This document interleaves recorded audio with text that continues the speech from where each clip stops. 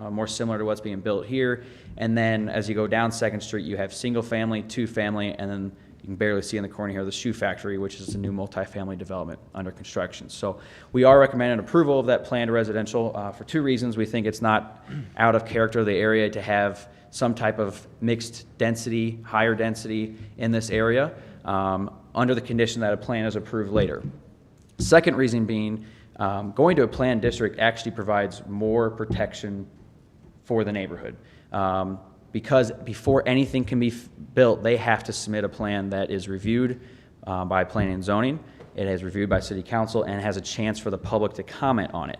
Under its current zoning, they could actually subdivide, I'm no engineer, so I'm not going to give it an exact amount, but they could subdivide and put in, 2-family units, a unit down and a unit up for rentals, and they could do that all the way down 2nd Street, and they could do that under the current zoning. And so when you go to the PDR, it actually gives the neighborhood, it gives council, it gives P&Z a chance to review it and say, okay, yes, this fits in with the community. This is the architectural style we want. Under its current zoning, there's actually no architectural control. There's no site plan control. There's no design control other than our normal zoning code. So we, again, second what P&Z said, and we recommended of the rezoning tonight, and then to come back with a plan at a later date. I will just mention before I sit down and open up to comment, the developer is not in the room. They are outside and wanted me to let you know that they're available for questions, but would prefer not to come in with a mask. I have a quick question. Yes. If we rezone this tonight and the PDR is not, doesn't come back through and the guy decides he doesn't want to do something, the next person that wants to buy the property wants to do something different, we have to rezone it again? No, so a PDR has a time limit on it. So say you approve it tonight and the applicant decides, they don't want to close on it, they don't want to go through with it. A new person could buy it and come in with a similar plan. You would also have to approve it and review and approve it, or after 2 years. So as soon as it gets rezoned, there's 2 years to submit a plan, or else it reverts back to its original zoning. So if it were to fall through and the plan were to never be approved, whether because the applicant walked away, or say the Army Corps of Engineers doesn't approve the stormwater and the floodplain change, it would, and it takes 2 years to get that approval, it would expire and revert back. In order to extend that rezoning, they would have to come back to council and request an extension. But my question is, what if we approve the zoning tonight, somebody doesn't go through with it and they want to do something immediately, do they have to wait 2 years before they can have? Oh, no, they can request a new plan. Okay. Yeah, so the PDR, the applicant, if they were to walk away from a project and someone else wanted to do townhomes, say, saw construction right here, they wanted to do townhomes, to get it rezoned again, they would just have to come in with a new plan. Okay. Sal, why would the developer want PDR? What is the advantage to them? Yes, so in this, because of the layout of the proposed layout with shared walls down the side, and it allows the opportunity to have individual properties, so actual taxable parcel IDs up and down. We do not allow shared walls. We only allowed shared wall units, townhome style, in our downtown district in C3 and in PDR. The applicant sat down with us early and said, hey, this is the style of home I'm wanting to build. What do you recommend? We actually recommended to them that they go PDR because of the fact that it's not adjacent to existing downtown district. We try to discourage people requesting C3 downtown zoning unless they're adjacent to existing C3. And so in this case, that PDR, the way it's written, the whole intent of that code is to allow for more unique housing opportunities that wouldn't be permitted in the underlying district. R1D is also shared walls, though, correct? But only on one side. Correct. So, Okay. and it's R1C, yeah. R1C. R1C allows shared walls, but only on one side, like a traditional duplex. And that's why they couldn't ask for that, because they wanted shared walls on both sides. Are these going to be for sale? Is this developer buying all 3 tracks Yes, and just not developing anything on third? correct. And so I believe that question was asked at P&Z, and again, I'm just speaking on behalf of the applicant of what they said at the last meeting. Their preferred option is to be able to rent these units. I believe they said 1,700 to 1,800 if anyone was there, Sandy. And rent prices, However, the whole reason to go PDR is to actually subdivide them. So if they wanted to sell, if someone come in interested, they don't have to come back and get it subdivided. It'll be ready to sell and available to sell. If they didn't want to sell long-term and want it to be strictly rental, they could just ask for R3 multifamily, and it would be considered an apartment building. But it's what's designed here and what has been proposed is technically single-family residential. They just have shared walls. Any other questions by council members? What was the outcome in planning and zoning? It was approved or it was, It was voted unanimously to approve the rezoning. Okay. And then they also voted unanimously to table the plan until they have more information. Because there was a lot that came up at the meeting that said, hey, we're going to remove a unit, we're going to adjust the stormwater, and there were some retaining walls that weren't shown on this plan that they have to add along this alley. And so we wanted some new topographical data that shows what the end result's gonna look like. There's gonna be a new stormwater basin in this area, stuff like that that was significant enough that we said, hey, we need more information. And I agreed with that. That was news to me when I was sitting here. I said, I think we're gonna need to get more information anyway. I received word it was rejected, but that's not the case. No, Okay. nope. Thank you. Just a table for 1 month, and if And are they gonna, and I know the design is not part of it tonight, but are they looking at slab buildings there and no basements correct. because of the floodplain? Yeah, I think it'd be very difficult to get basements in there, but yeah, that's what we were told, it'd be slab.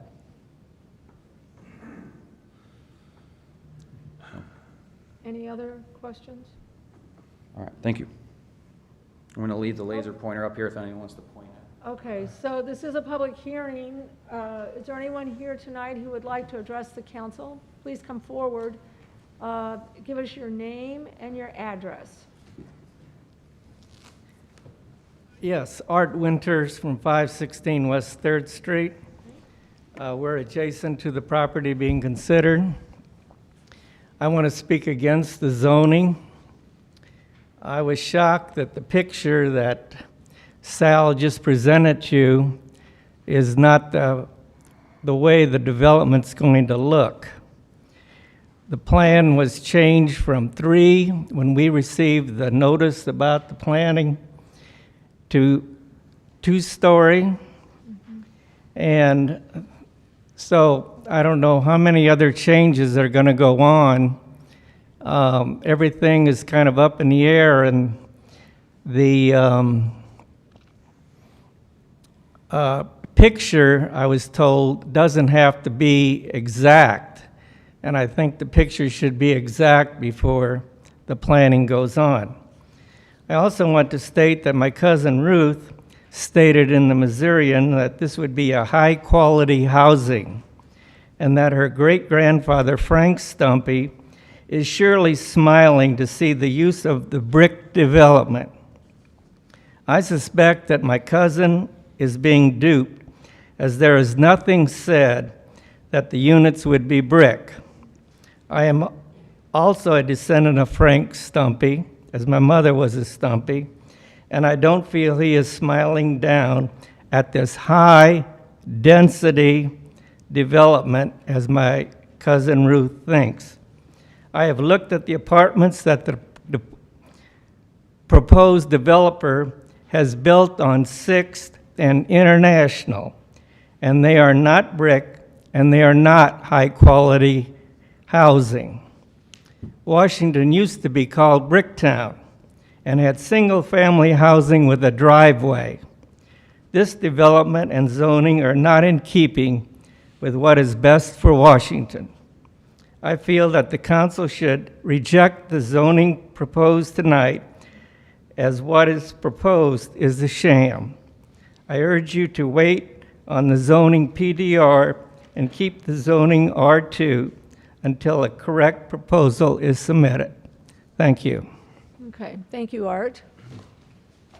Hey, Art, I got a question for you. Did you express yourself at the planning and zoning also? I attended the meeting. But did you get up and express yourself at the meeting?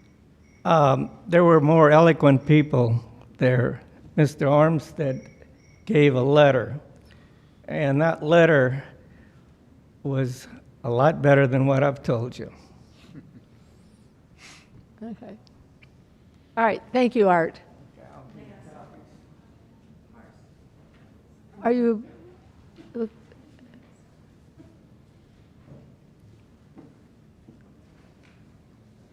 okay.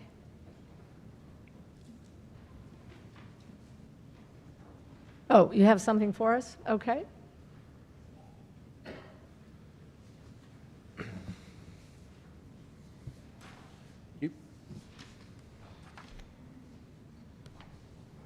Art, can I go ahead and call up the next person? Okay, so is there someone else? Petra? Thank you.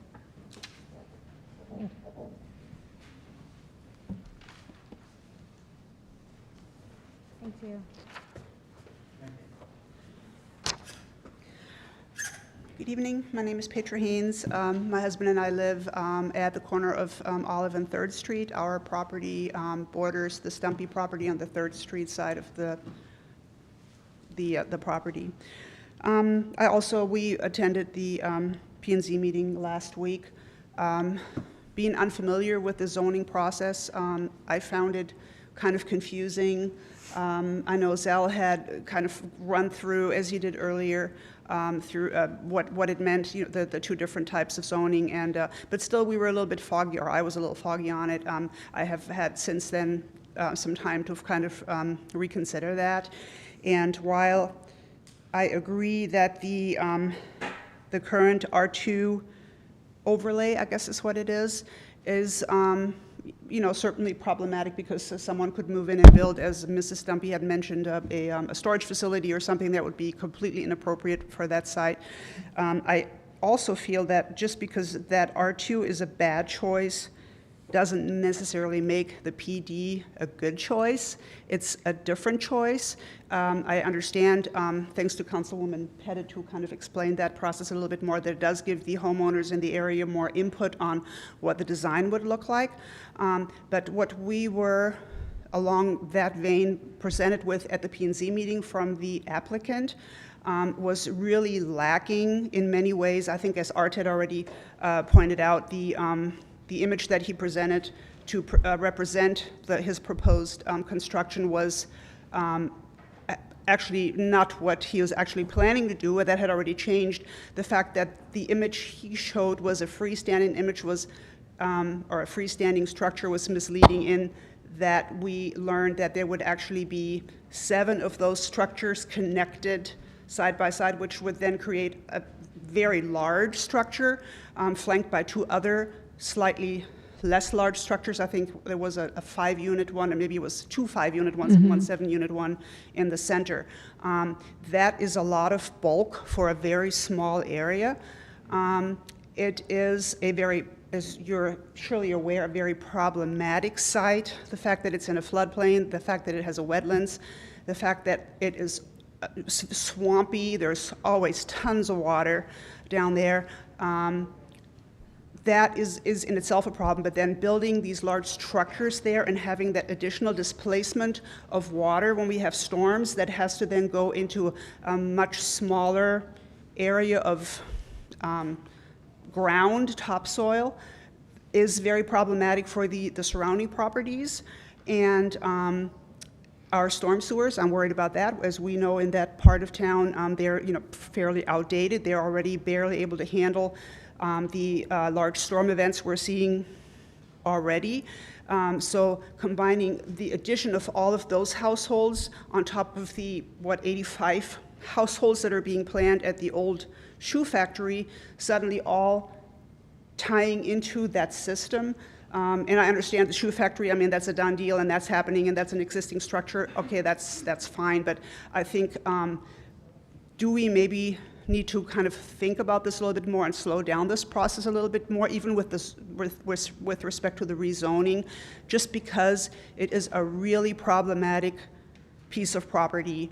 The applicant, in my opinion, did not provide sufficient documentation and planning in terms of the engineering. In fact, he had nothing when it came to engineering. And I think with a site that problematic with respect to water, you need to have a plan. So I have some concerns, should this move forward, that whatever we end up with, it will be problematic. And it's simply, in my opinion, I know Sal said that because there are some apartments across the street and some or two-family structures that would, from an aesthetic standpoint, make that construction in line with the overall look of that neighborhood. But I would respectfully disagree with that, because on the left side of Second Street, you know what I'm talking about, all of those blocks there, that's all single-family dwellings. And so that would, in fact, really change the look of that area. Plus, there is a historic site at the corner, the place with that has the smokehouse. It was built in the 1860s. I think it's on the Historic Register, if I'm not mistaken. It has this giant pecan tree on it that's like 165 years old or something like that, and which would, significantly threaten not only the health potentially of that tree, but just the integrity of that whole corner of that lot. And so I think there are just multiple arguments to maybe just take a step back and just sort of rethink this approach. And not to say that progress is a good thing, and it is definitely the only constant is change. We know this. We just want to make sure that it is change that's appropriate with the integrity of the site, the property, which is clearly problematic, and the aesthetics of the surrounding area. Okay. Yeah, thank you. Any questions? I would just like to make a comment. I mean, I think we're in agreement that the R2 overlay, if we leave it in that zone now, the developer has more options to do things, whatever they want. If we go to this PDR, we have the capabilities of looking into the stormwater. They won't be able to build in the floodplain. They'll have to deal with those issues through planning and zoning, through council again. So again, I just feel that this is a better zoning Yes. for you and all of us, because you'll be able to come back and give your opinions again. Yes, and I agree. As I pointed out at the beginning of my statement, it is a better choice, but it doesn't, just because it's better, doesn't make it a good choice necessarily. To me, it came across as, well, we'll go ahead and get this approval for this rezoning, and then this project already is a shoo-in. That's sort of how it felt to me. And so I'm really concerned about that, because I don't feel that the applicant did due diligence with his proposal, and so there are certainly concerns about how that would play out. Should he be approved in the process? When there are budget shortfalls and we start to cut corners, and how you know what I'm saying. So, there's definitely some concerns I think that need to be considered. With the PDR, we can stop those and make those concerns come to fruition. Hopefully that's the plan. Okay. Okay. Thank you. Thank you, Petra. Thank you. Anyone else? Jim?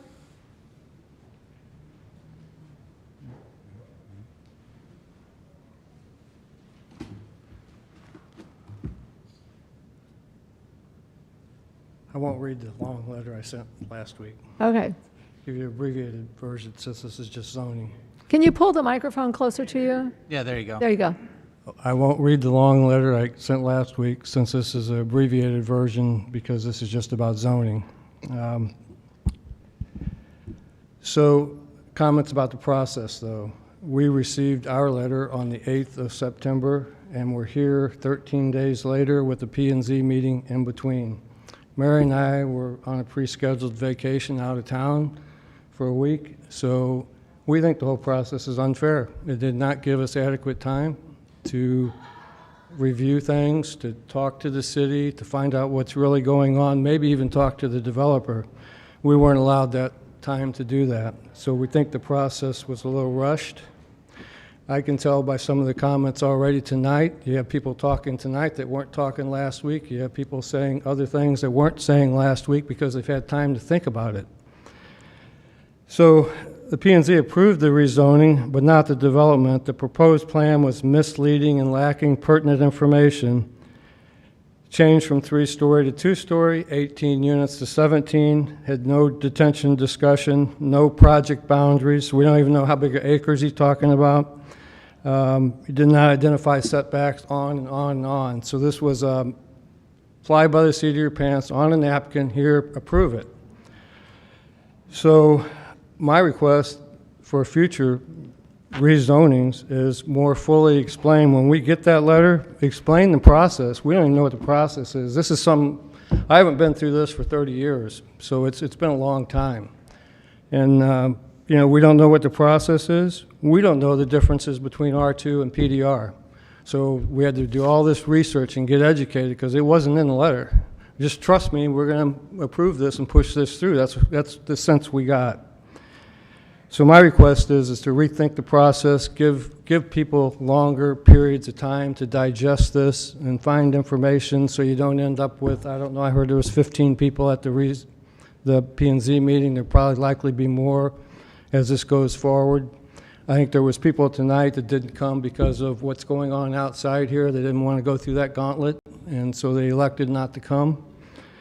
So I think you'll see more of us in the future should this get moved forward. The current zoning is R2 overlay. The Stumpy property is within the block bounded by 2nd, 3rd, Olive, and Stafford.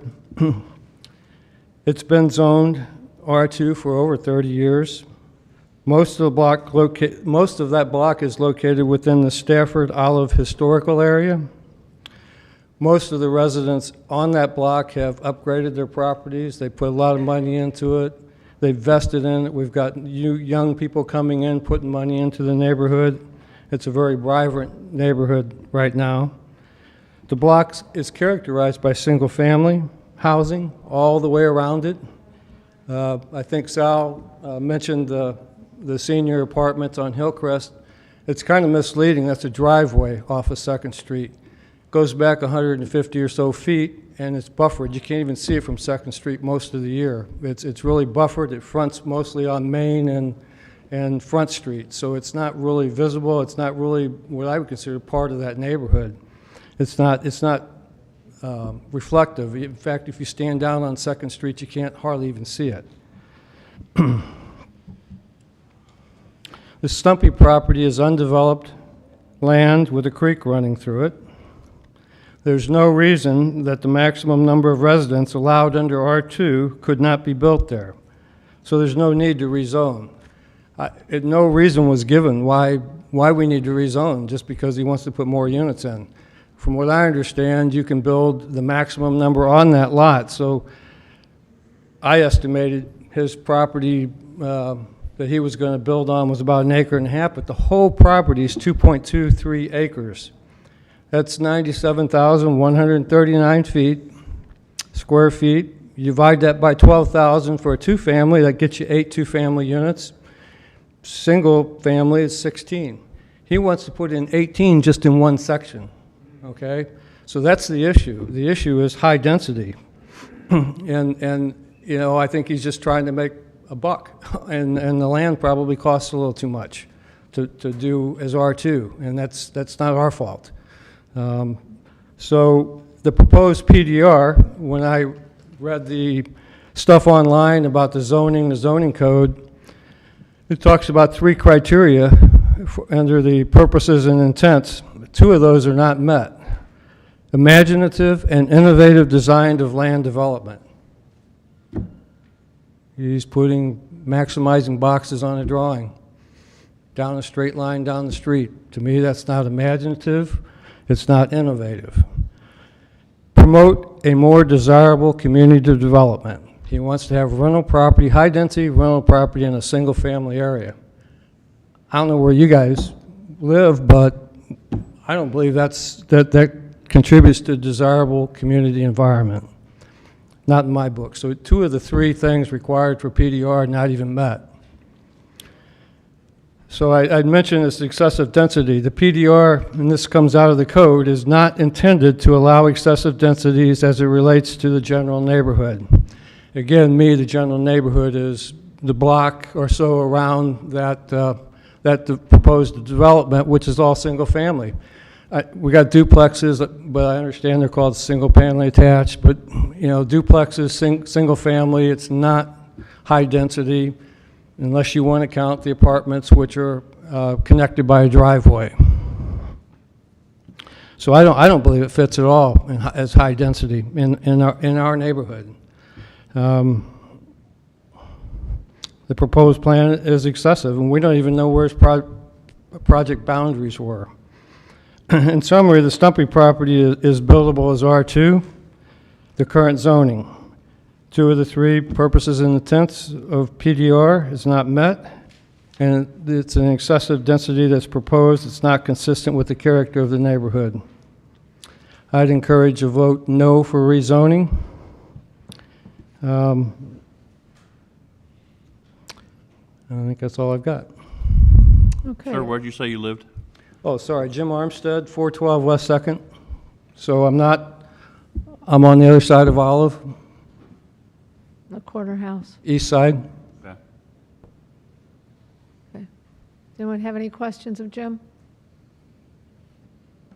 One question I have, Mark, the 2 of the 3 requirements he was talking about, is that a legal factor? That's for your determination, whether you think the evidence supports those findings. I mean, what it says right in the code, which I pulled offline, I don't know if it's the latest thing you guys have approved, but it says, the purpose of the planned development district is to provide a means of achieving greater flexibility. So it's letting contractors do what they want, right? Share walls and things that make sense if you can't get it into the existing space. There's some things that make sense. In this case, if that's what he needed to get 16 units in, is to share walls, I probably wouldn't be standing here. He's trying to get 18 units in when he's only supposed to get 16 in the whole property. So he's asking for higher density, in essence, is what he's asking for. So to me, it doesn't apply, but, and then it talks about to encourage a more imaginative and innovative design of land development and these are all ands, and to promote a more desirable community environment. So again, high density, I mean, you know, I own condos and apartments, and I have rental property myself, and I can't tell you that you're always going to get the most desirable community environment where those are. And you can go around town and, you know, you can see that. It's a transient type of situation. So, you know, we all have a vested interest in our neighborhood. We've all spent a lot of money. Some of us have been here for many years. I've been here 35 years at the same house. And we spent a lot of money maintaining this. And when you get people that are just here renting, every year could be changing. You got 18. How many chances do you have having new neighbors? Every year when it comes due. And they have no vested interest in the neighborhood. And that's the difference. Okay. All right. Thank you.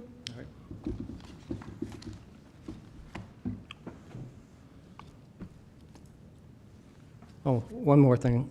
I'd like to thank Sal because even though he knows I don't agree with him, he was very cooperative. I called him when I was on vacation, talked to him a couple times. He gave me lots of information. He was very helpful, so I appreciate what All Sal right. did. Well, Thanks. good. Well, thank you. Thank you. Anyone else regarding this item?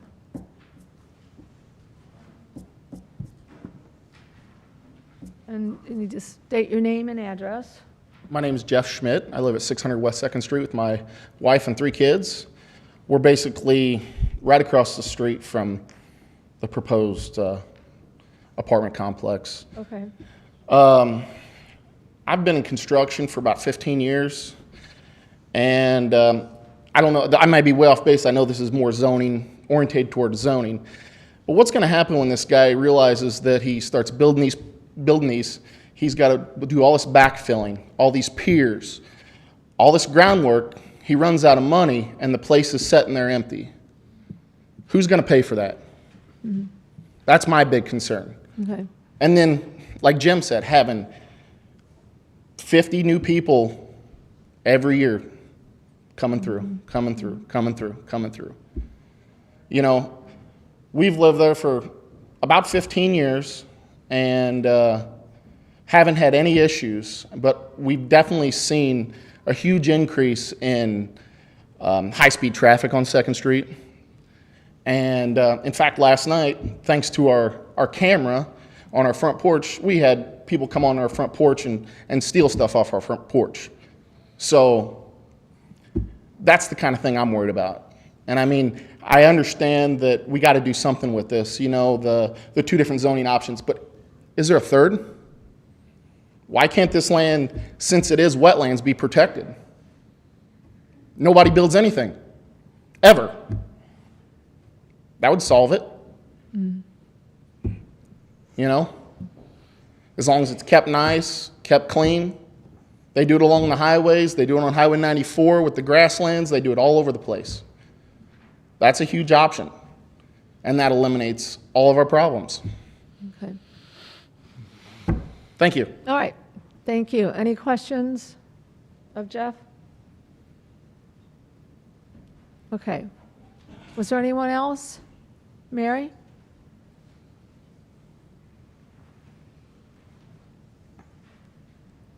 Hi, thank you. I'm Mary Armistead. I live at 412 West 2nd Street. I appreciate you letting both of us speak. I would like to say that the blocks of 3rd, 2nd, Olive, and Stafford have been undergoing a tremendous conversion and revival in the last few years, with young new families and people in our age range and group buying these homes and investing a lot of money in them. They are tremendous, and the people love it, and it is a neighborhood community. Something different is happening there. Many of these homes are historic or on the verge of being historic homes. There are very few that are left as originally single-family homes that are being used as rentals. I mean, just a couple. And we can tell you that those are our worst neighbors. They're terrible.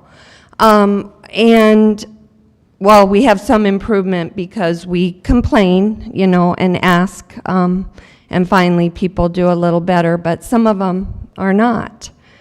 And I think it is a matter of time till these homes are purchased and revitalized like the rest of the neighborhood.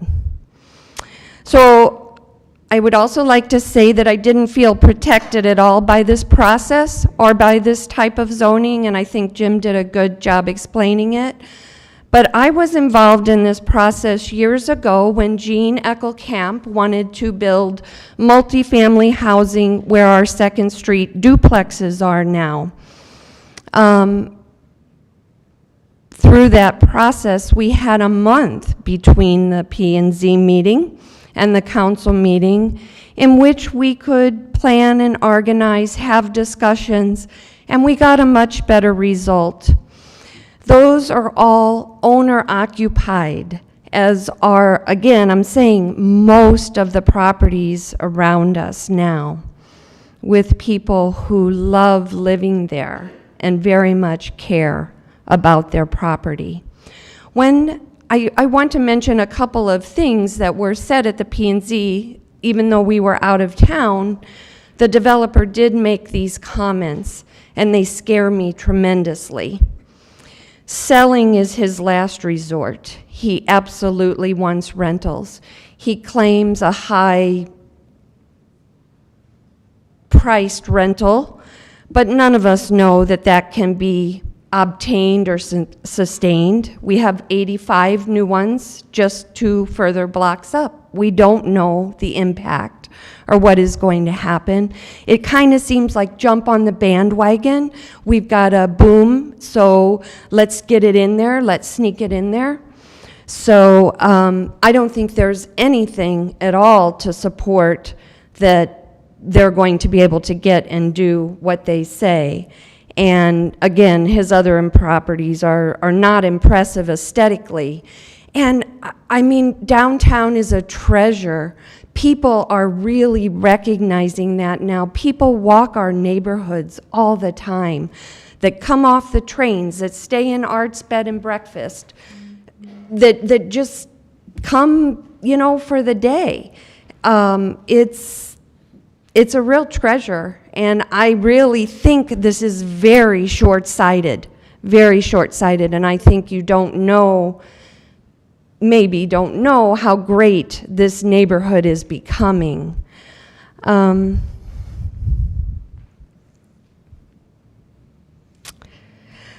Couple of things, other things the developer said that was frightening, really. He didn't know what green space was. That drawing was a sham. It was an insult, really. I hate to get emotional, but it really was. They commented at P&Z about how pretty the green looked and everything in the green space, and he goes, the green what? Okay, we have beautiful yards. Sandy brings people through for Blooms of America, and, you know, there's nothing. It's like you're going to build all this concrete right up on the sidewalk. There was no forethought or vision from this developer in this plan at all. And that's what PDR or whatever I think is supposed to be. I'd like to also say that, I might have said this, the duplexes are all owner occupied. They love them.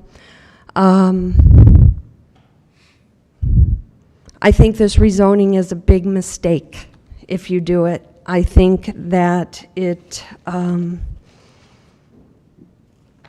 shows no vision or recognition of the treasure that downtown is, and our neighborhood is being a part of it. Thank you.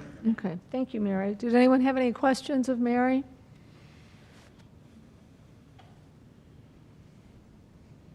Okay, is there anyone else?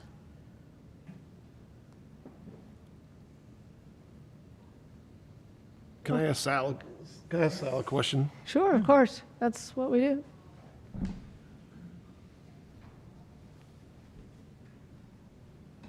They speak of the short-sighted, the timing of their letter. Is that normal, that September 8th, then we hear it on the 21st? It did get sent out over a holiday weekend, so I think there was a couple-day lag there. We send out the letters as soon as we get the application, and the application deadline was the 2 Mondays prior. So we got the application in on like Monday right at the end of the day. And I think we looked at the plan, reviewed the plan, sat down with them by site plan Thursday, because we review everything every Thursday at 2 in our site plan meeting, and we wanted to make sure we had everything we needed and sent the letter out before the end of the week. So they probably got it on Tuesday instead of Monday. So there was a little bit of a lag there, but the applicant did get the application in time, so. Okay. If there's a change we need to make there that gives more time, I can respect that. I'm not sure if that's the norm or if that's. No, so normally the letters do go out earlier. It's because they'll get the application in earlier. The application came in literally minutes before 5 o'clock on the deadline day, so it was just, that was how the schedule felt. What would it entail if we asked for more time? To give these people more time, since they feel like they were kind of rushed into it before P&Z, and then to go back to P&Z with their objections, I guess I'm asking, can we restart it give them a little bit more time? Yes, so I would say there's two things that everyone still has time to comment on the plan because that is not being approved. However, I will make a recommendation that and this is just how this is leaning, if it's, instead of denying the rezoning, I would recommend, if that is where this is going, to recommend a table, because if you deny any application, just by our code, you cannot reapply for 6 months. Okay. And I think if everyone's asking for more time and you deny it, then that's taking out 6 months of time before they can come back and ask for approval. I would be willing to do that, to suggest we table this motion and give them, until our next meeting anyway, that's 2 weeks, give them time to look at, when is P&Z meeting? Well, you'll have to wait till the second meeting in October, Mark, though, because it would have to go back to P&Z or whatever before it come back here. So, October 12th. Well, you could do the rezoning, I guess. Yeah, if you're going to do the rezoning, you could push that, what you would really do is not really table the rezoning, but vote to continue the public hearing until whatever the next meeting is that you want to hear it. If it's the 21st of October, at the 21st of October, you would also then have, presumably, you would have a recommendation on the development plan, which would have been through the planning and zoning on the 13th, 14th, The 12th. 12th. 12th.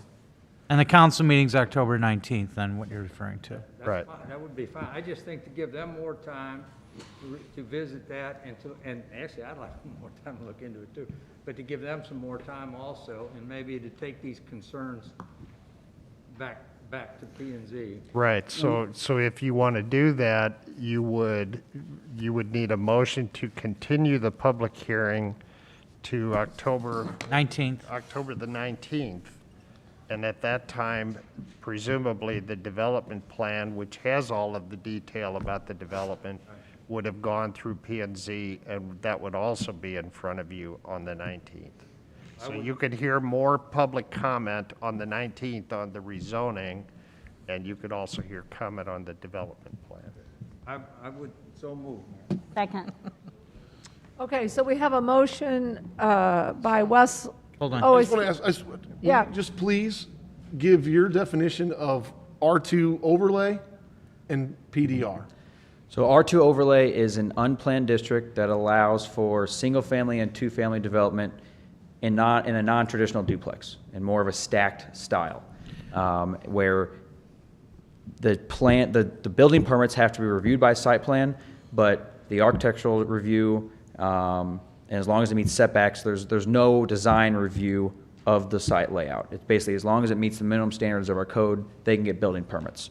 A planned district a PDR is meant for more unique and flexible residential development that wouldn't typically fit into the underlying district, but because the developer is getting that flexibility to the code, they are required to have a plan approved up front to then have chance to comment on architectural style, site layout, density, all of the above.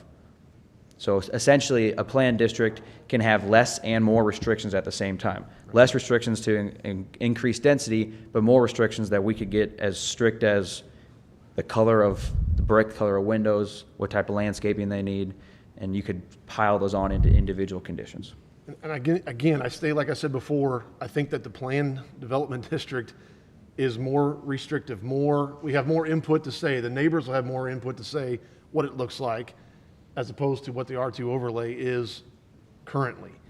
And the developer right now could build houses that the neighbors don't like, and they don't have a choice. It won't come back to planning and zoning. It won't come back to the council because it's already zoned that way. And they can do that. They can rescind their application now and build what they want. And again, I agree with Mark, more time, that's fine. But I just want to make sure everybody understands that the PDR is not a bad thing. It's trying to help out the neighborhood instead of just build high density. We'll have more input that way. And again, I just want to make that comment again. That's how I see it. Just if I can elaborate, the reason why it's R2 overlay was that years ago, the city had looked at it. It was at that time just zoned R2. Okay, we did we went ahead and tried to track the use of what each lot by lot and that entire yellow area was all about around the shoe factory out there. And what we found was, I think at that time, that it was about over 70% of it, even though it was zoned for two-family, was being used as single-family. And so we'd have the problem, back then the city would require, if you had a single-family home and you just wanted to put an addition or a deck on the back of that, they would send you to planning and zoning and city council to get a special use permit. And everybody's like, why are you doing this? So the city looked at, we looked at the uses around in the neighborhood, figured out that there was a lot more single-family occupancy in that area, even though it was zoned R2, and we came up with the overlay district. And what that did was it just said, you can use this as single-family or two-family, either way. And then that way you didn't put that undue burden onto people with regards if they were a single-family homeowner and wanted to do an addition or they wanted to put in a garage or something like that, they have to go through those additional hoops. All right. Thank you, Sal.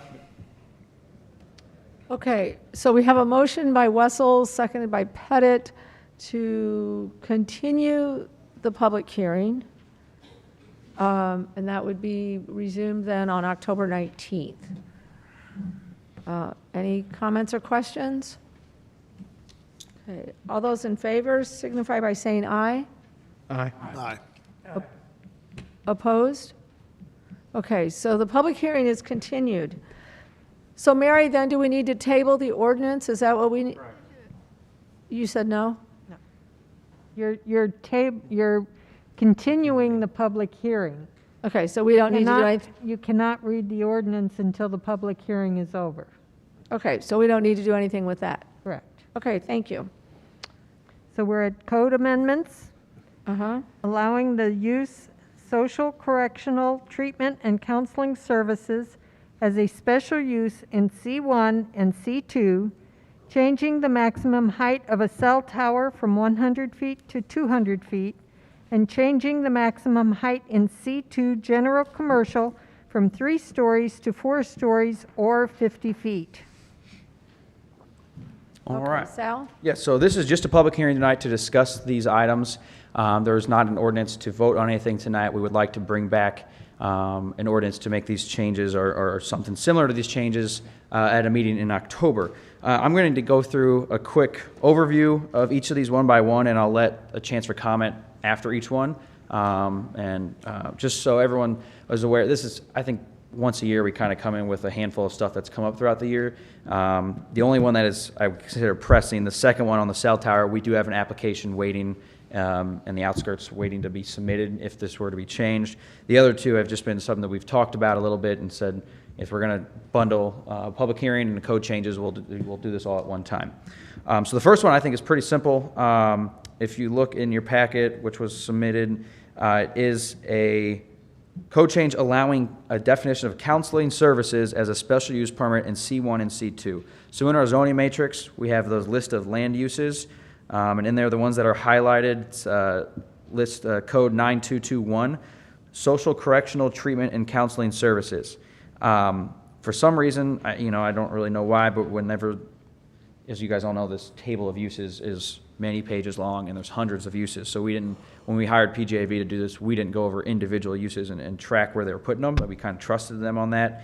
I had someone call, and I don't think they were serious about doing one, but they were just looking at our code, and they said, hey, if we want to do a counseling service as like an office, we have to be in the industrial park, this says. And it didn't sound right to me, but I looked, and they were correct.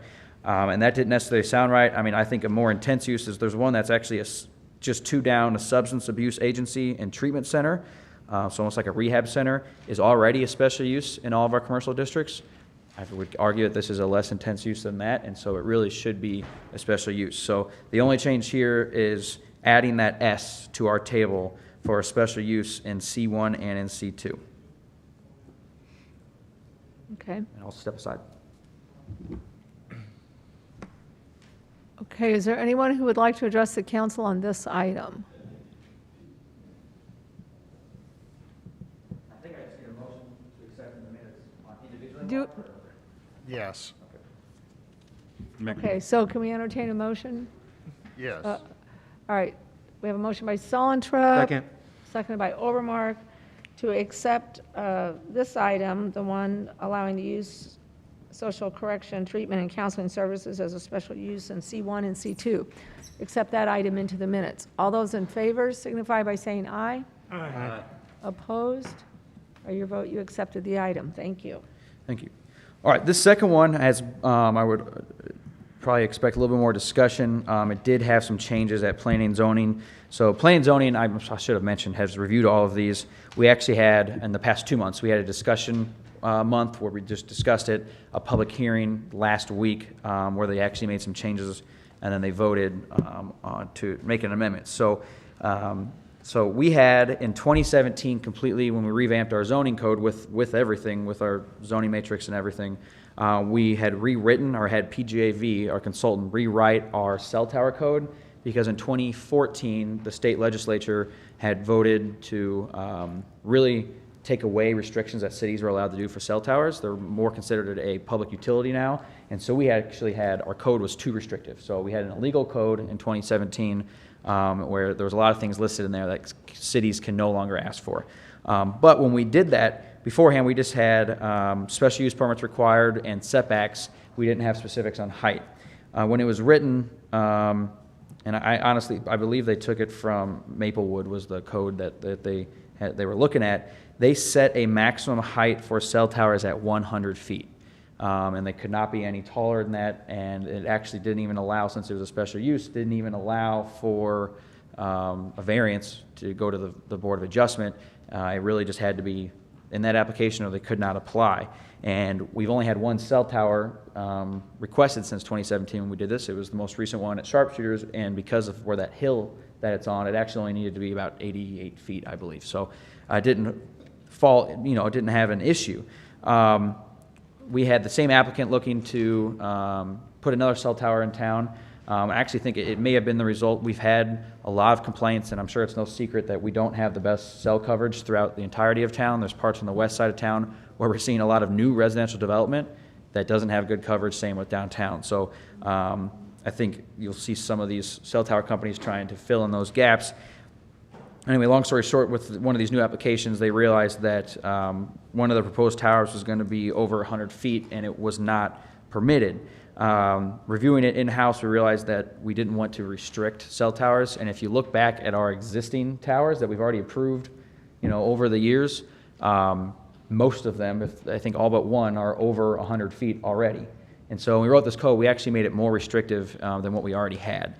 And so we recommended to change it from 100 to 200 feet, with it still requiring a special use permit, because P&Z and council will then still have the chance to review each one on a case-by-case, make sure that there is setbacks that are meeting the requirements and good for the area, and that sort of thing. And so P&Z recommended to, yes, let's increase it from 100 to 200, given the fact that we still have to review it. On top of that, when we were reviewing it, it was brought to our attention that in your packet, F1 and 2, there was one, wireless support structures except disguised support structures shall not be located within 200 feet of any residential structure. That was a code that we had beforehand. We wanted to keep that. We wanted to keep, no matter the height, whether it was 200 feet or not, whether it was a 100-foot tower or not, it needs to be 200 feet from a residential structure. F2 kind of repeated the same thing and said that all wireless support structures except disguised support structures shall be separated from any residential structure at least the distance equal to the height of the tower plus 10 feet. It was kind of a redundant requirement because it already has to be 200 feet plus the height of the tower. And the second one, P&Z realized that is only protecting residential structures and not commercial structures. So they wanted to change that to be any structure, which is what you see highlighted there. In our discussion last week, it was brought up by someone making a public comment that does make it more restrictive, because there's a lot of times, and if you look at our existing towers, there's a lot of times that they're going to be closer to commercial structures, especially if they are leasing from an already developed piece of property. They're going to be often tucked into there where they're not going to be the height of the tower away. And so last week it was staff's recommendation to have that language be that they had to be from any residential or commercial structure the distance of an engineered fall zone. So whenever they submit documentation that it falls a certain, if it's a lattice tower, they're supposed to have engineered plans that it collapses and falls on itself and it's not actually the height of the tower. Secondly, if it's a monopole tower, they kind of collapse into itself.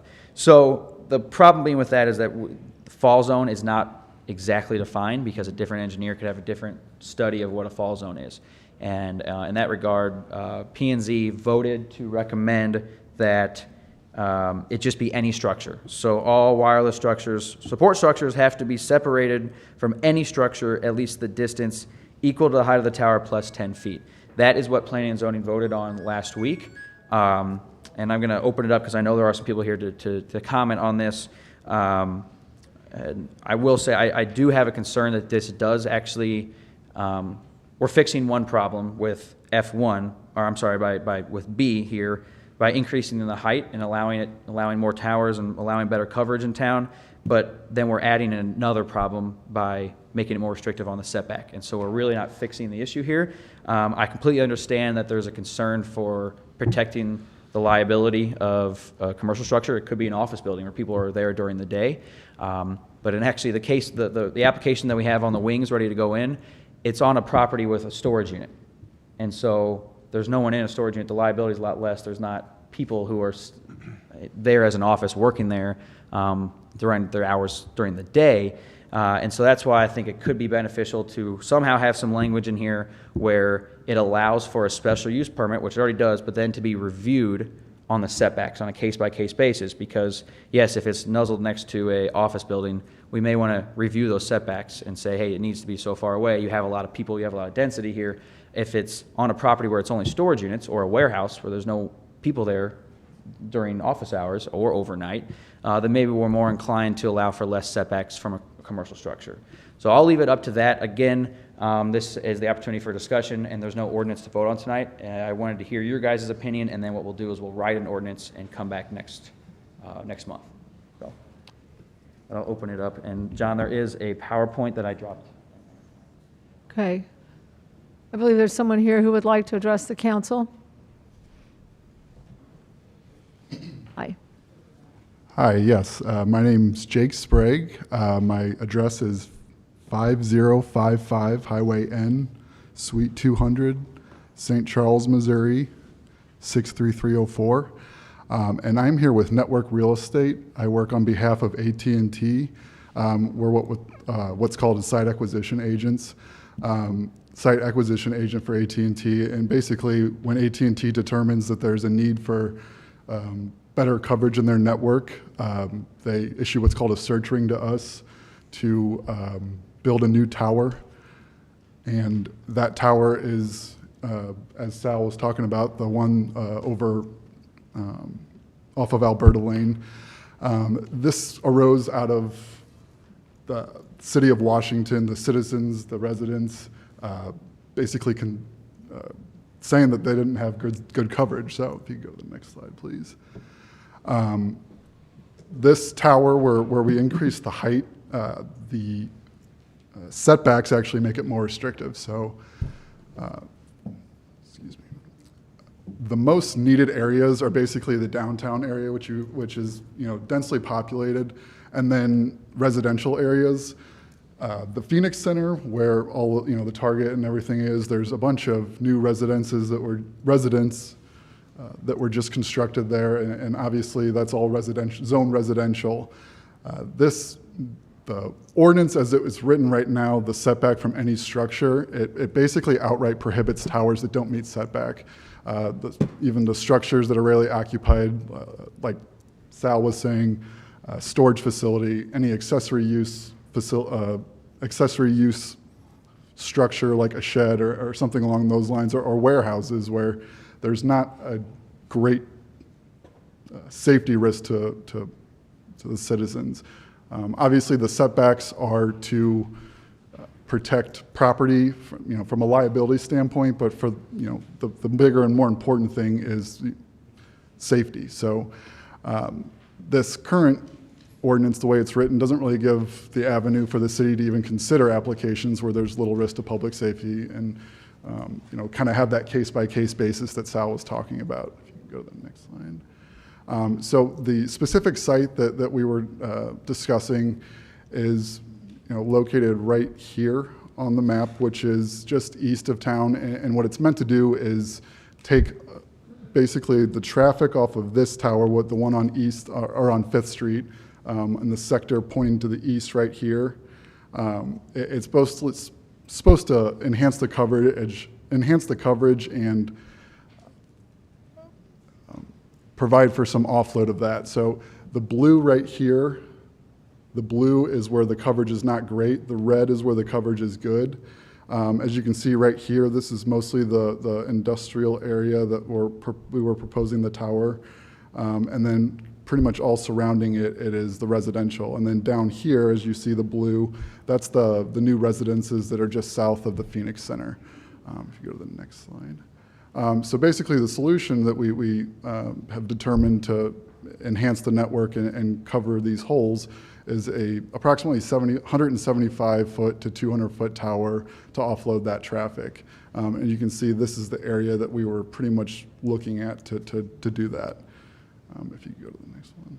So what this new tower would do as far as the network goes, if you remember from the previous slide, that was all blue, and same with down here, and this right here was kind of blue. It would allow for the traffic to be offloaded from this tower right here, and it would also provide new coverage for right down here.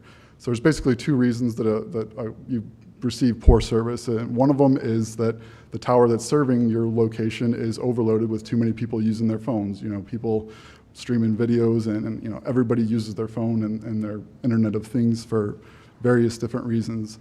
And the other reason is that you geographically are outside of the area where a target's meant to cover. So this new tower will provide the coverage for this area down here, and also will offload the traffic and the stress of this tower right here that's currently overloaded. Next slide. So the challenges for our current tower that we came into is the area all around right here is residential, where towers are prohibited use.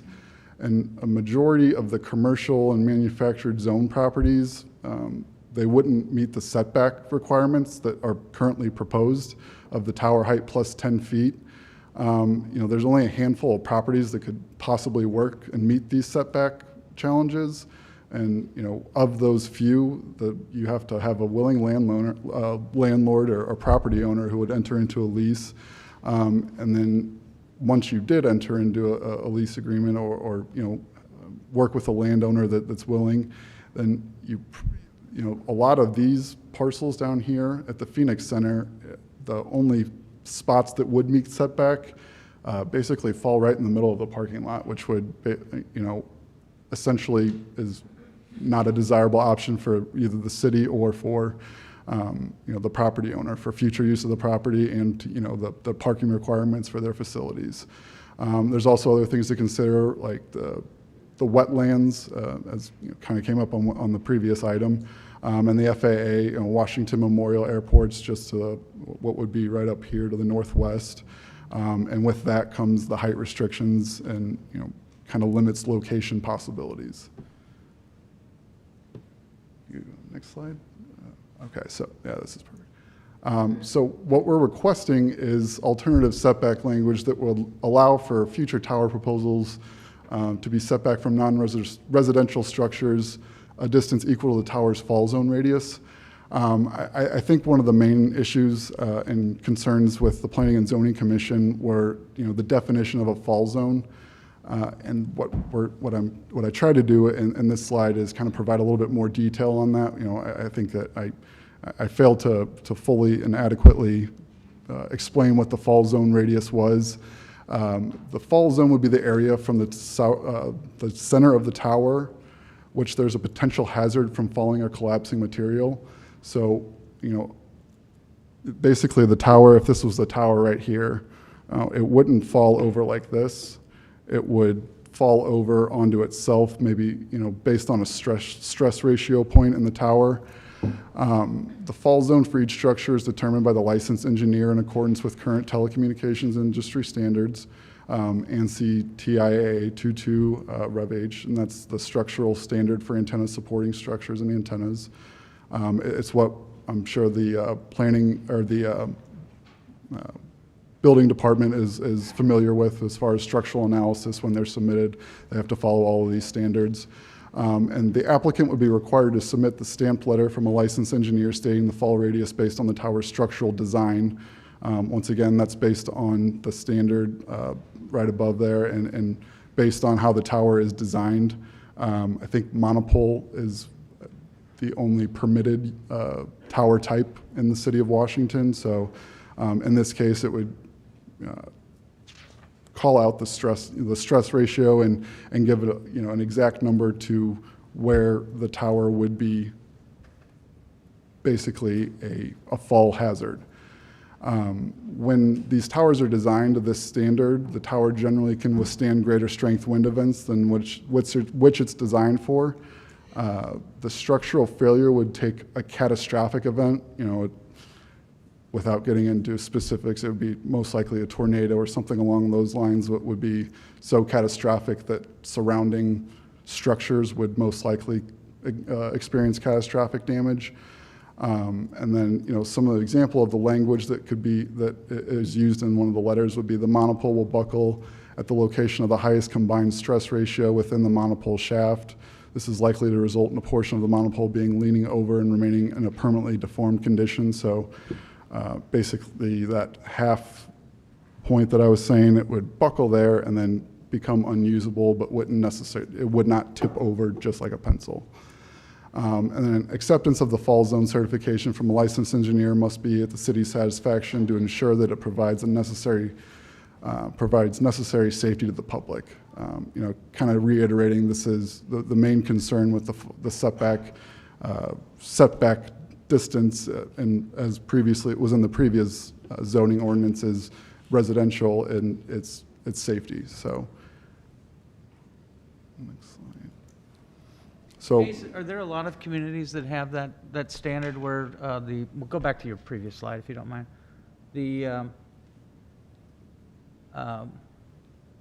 From a licensed engineer stating the full radius, I mean, is there a lot of communities that operate with that? yeah, so we've seized the fall zone with plenty of our zoning jurisdictions that we work with. Mostly we see, we have seen cities that do the tower height plus 10 from residential structures, but what we don't see is it from any structure, and the reason being it severely restricts the location possibilities for towers, especially in a city like Washington where the elevation of the land changes so drastically in some parts.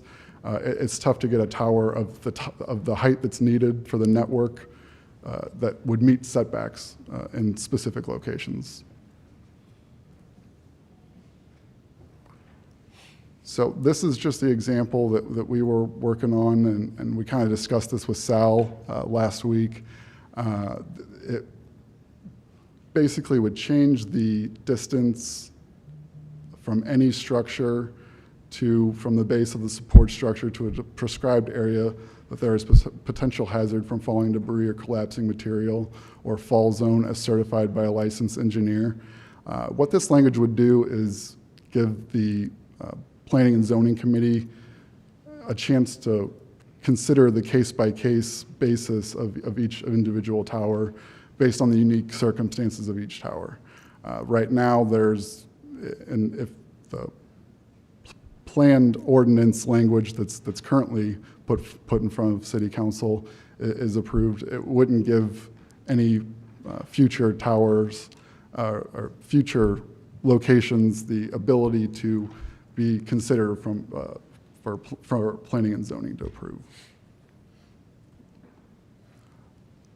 The benefits, kind of reiterating, it would give the city avenue to evaluate all future tower applications and the unique circumstances surrounding the proposed tower on a case-by-case basis. This will allow AT&T to deliver improved network as the city continues to grow, and then, most importantly, it ensures public safety by utilizing that fall zone. Thank you for your time. If you have any questions. Does anyone have any questions? John, is this something that would fall in the building department where we would have to have, are you familiar with the engineering? Yeah, I mean, monopole? yeah, the building department reviews that. I mean, any building permit that's issued by the city doesn't take over liability for it. That'd still be on the licensed engineer that they hire, or AT&T, whoever owns it. So yeah, we review it. Typically the plans state the fall zone, those things. You check the building code, make sure it does, or the zoning code, and if it does, you move on. There's no way we would check the stress factor, the fall zone of it. They have to have that licensed engineer. Yeah. The application properly. We can request it, and typically they provide that, but no, we don't re-engineer their design. That's not the city's role here. Sir, Yes. typically, do you have one or two stress points where it's going to design to be broke at? That would depend on the tower height. So an 80-foot tower, not necessarily. They will design, say if it's a little bit taller of a tower, like 175 feet. You know, not being an engineer myself, I can't speak specifically to how the structure, the stress points would be designed, but I would say yes, that would be a possibility. But you know, like I said, I'm not an engineer, so I can't really speak to that specifically.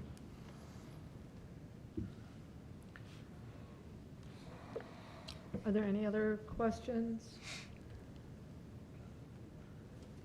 Okay. All right, thank you. Thank you very much. Thank you for your presentation. Okay, Sal? Now, was there anyone else who wanted to speak regarding cell towers? Okay. So again, I'll just kind of reiterate, and I'll, you know, between now and, unless I hear differently tonight, but between now and next month, I'd like to work with Mark to draw something up, write an ordinance that does allow for this type of language, something that he's comfortable with, that council will be, maybe, and if having the definition of fall zone is maybe what we don't want because it is, it's not the same for each tower.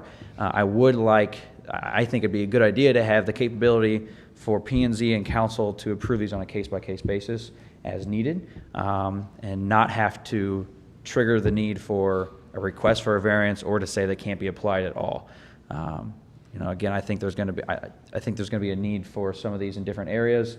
Again, if it's right next to an office building, yeah, we may want some more setbacks, but over a storage unit, you know, it's a little bit of a different scenario. So that's where I would like is to just accept this in the minutes, but then with some direction to come back with some maybe less restrictive changes. And I don't believe it needs to go back to planning and zoning unless Mark disagrees that since we had the public hearing, we can draft something up next month. Yeah. Okay.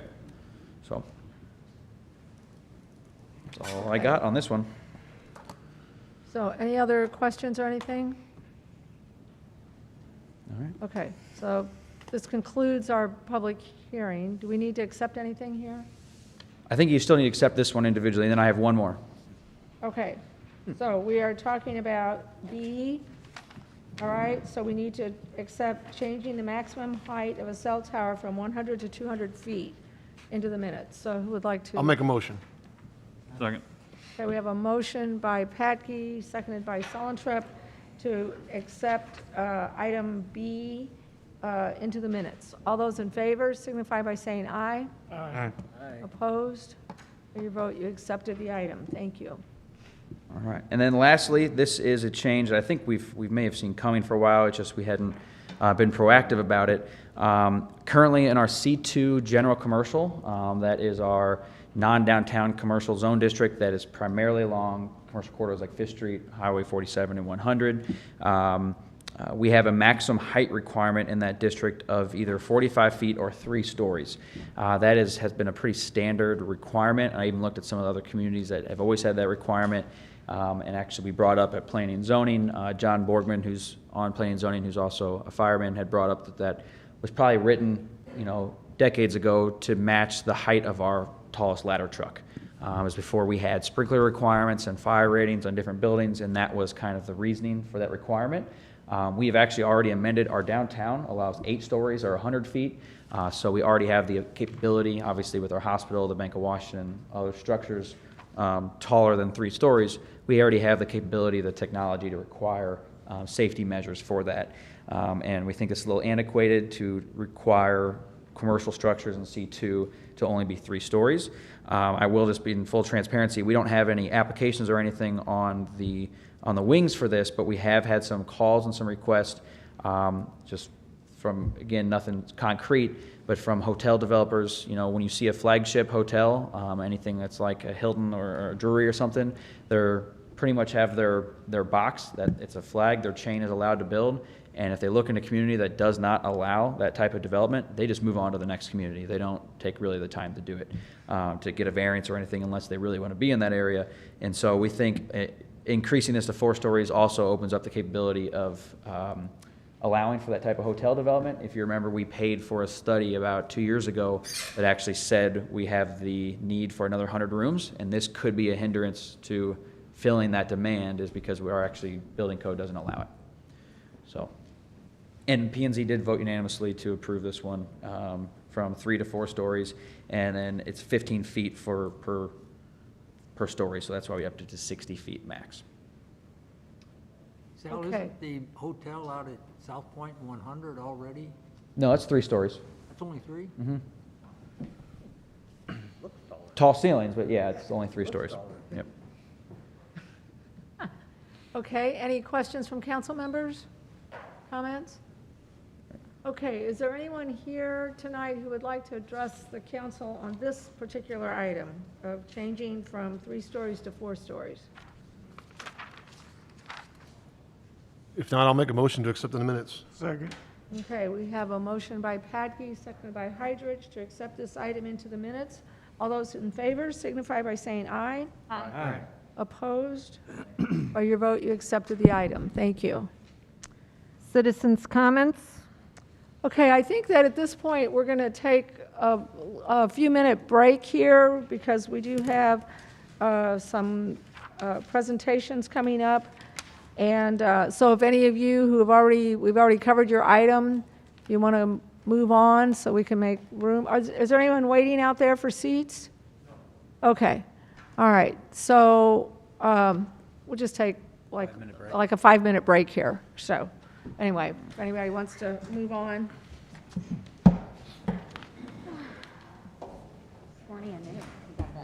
Stretch our legs.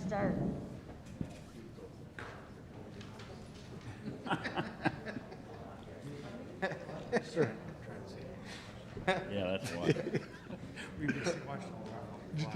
Did you see? I was like, I did it on purpose. I was like, yeah. It was subtle enough to make me. We just mostly all that matters. As long as I'm still laughing. I thought maybe To you were myself. gonna make a run for it. I thought maybe you were gonna make a run for it. I'll be right back. Yeah. You didn't say what day. Yeah. The old Irish goodbye. You go to the bathroom, you don't come back.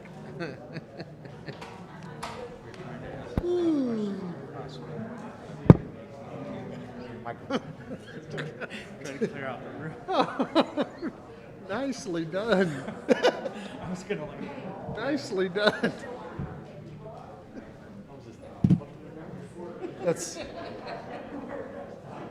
Yes.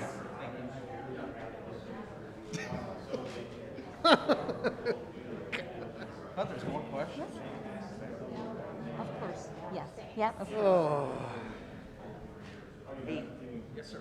Who's doing those apartments that right across from No, what? No, on the new apartments on 9th and International. Who is that? Wilming Construction. Oh, he's doing it. Same one. Same guy.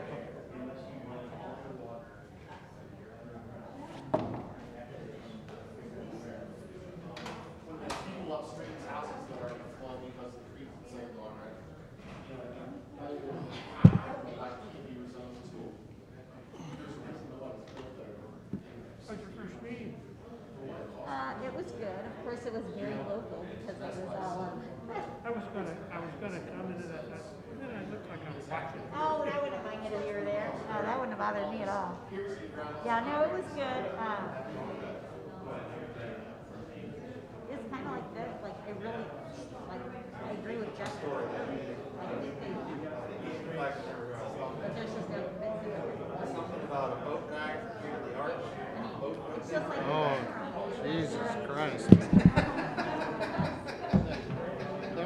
That was the boat ride that never ended. Started out at 1:30. Yeah. I can't remember who was telling me the story though. Probably Terry. It was Terry. Okay, that makes sense. Washington, what's the whole thing? Well, I think that's. Go ahead. Where does it go? Whatever. Okay. Sorry about that. I just let them know. I didn't do it for a year. I had to go to work here right away. When I can make them, I'm working day and night. Tired. I hear you. Because I don't know what the current system is. Do it. Like, Work comes first, you know, I gotta do it. A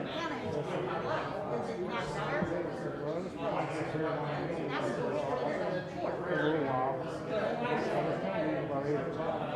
Now I want to stay. What's that? Wait, said it wasn't, Mike wasn't working? I don't know how to fix that. One more person on conference call. Oh, shoot. I didn't know him, he's young. Oh, Mike's not on?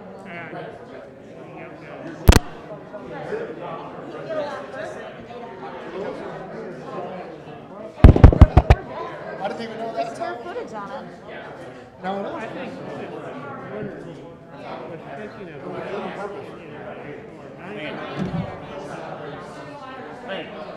But the problem is, he probably knows when he goes there, with no zoning. Do you have it all?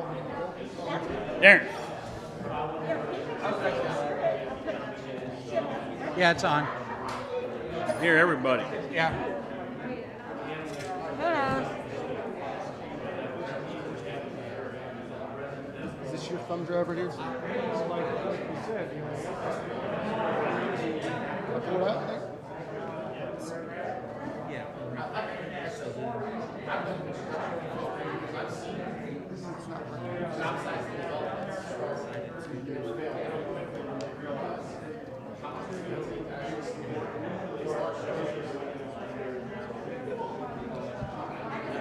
Hello, everybody out there in TV land.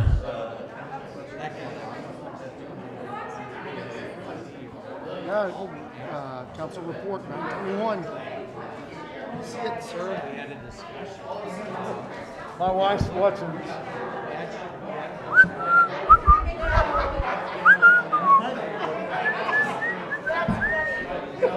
You can hear everything. Which should that be? And so we came up with this thing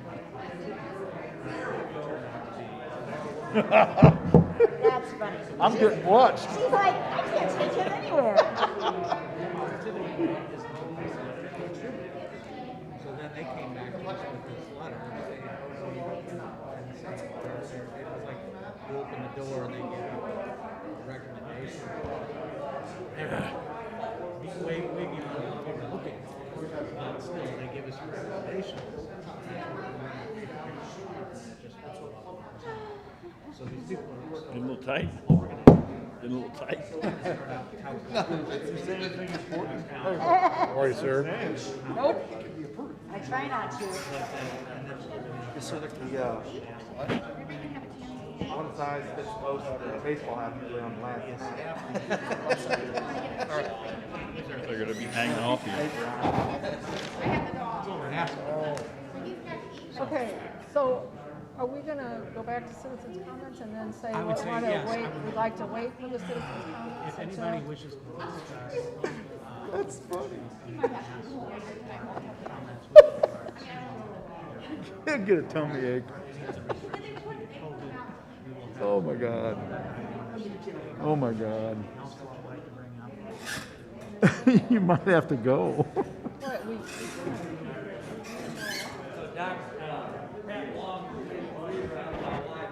This is on.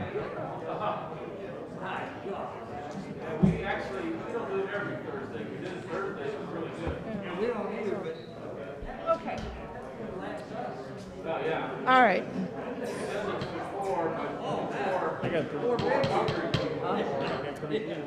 Let's go ahead and reconvene our meeting.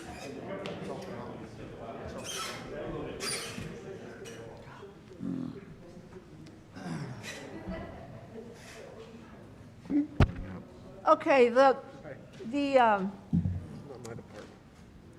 last announcement that Mary made was citizens' comments. Now, is there anyone here who would like to address the council on any other item?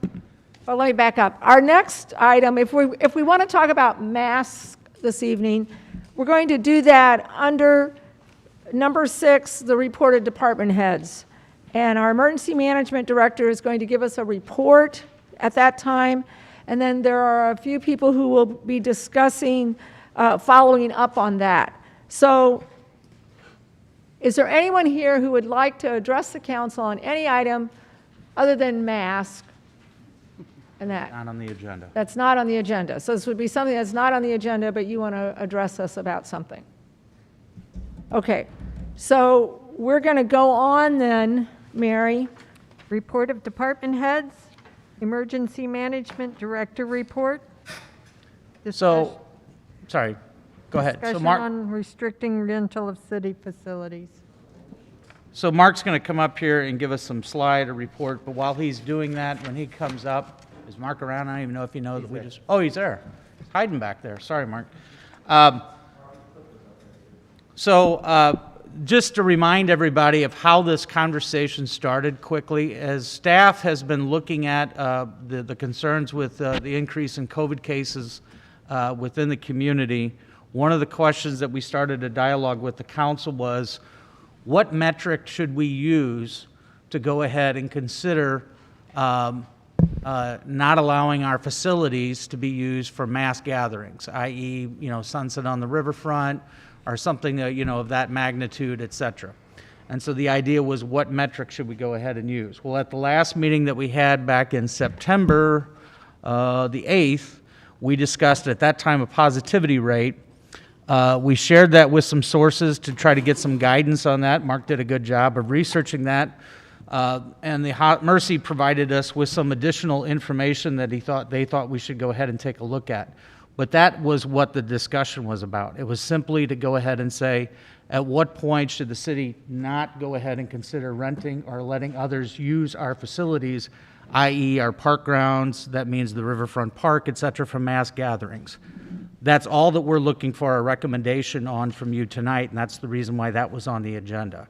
Mark's got some information with regards to that. Obviously, when we got some information back from Mercy, they also gave us some additional concerns that they had based upon what they were seeing as their caseload, and they provided, I think, Dr. Tom Reekers provided you all a letter at that time, and that's what prompted a concern about whether or not the city was going to consider masks again. That's not on, there is not an ordinance on the agenda tonight to consider that. It's just a policy for what we're going to do with regards to our facilities.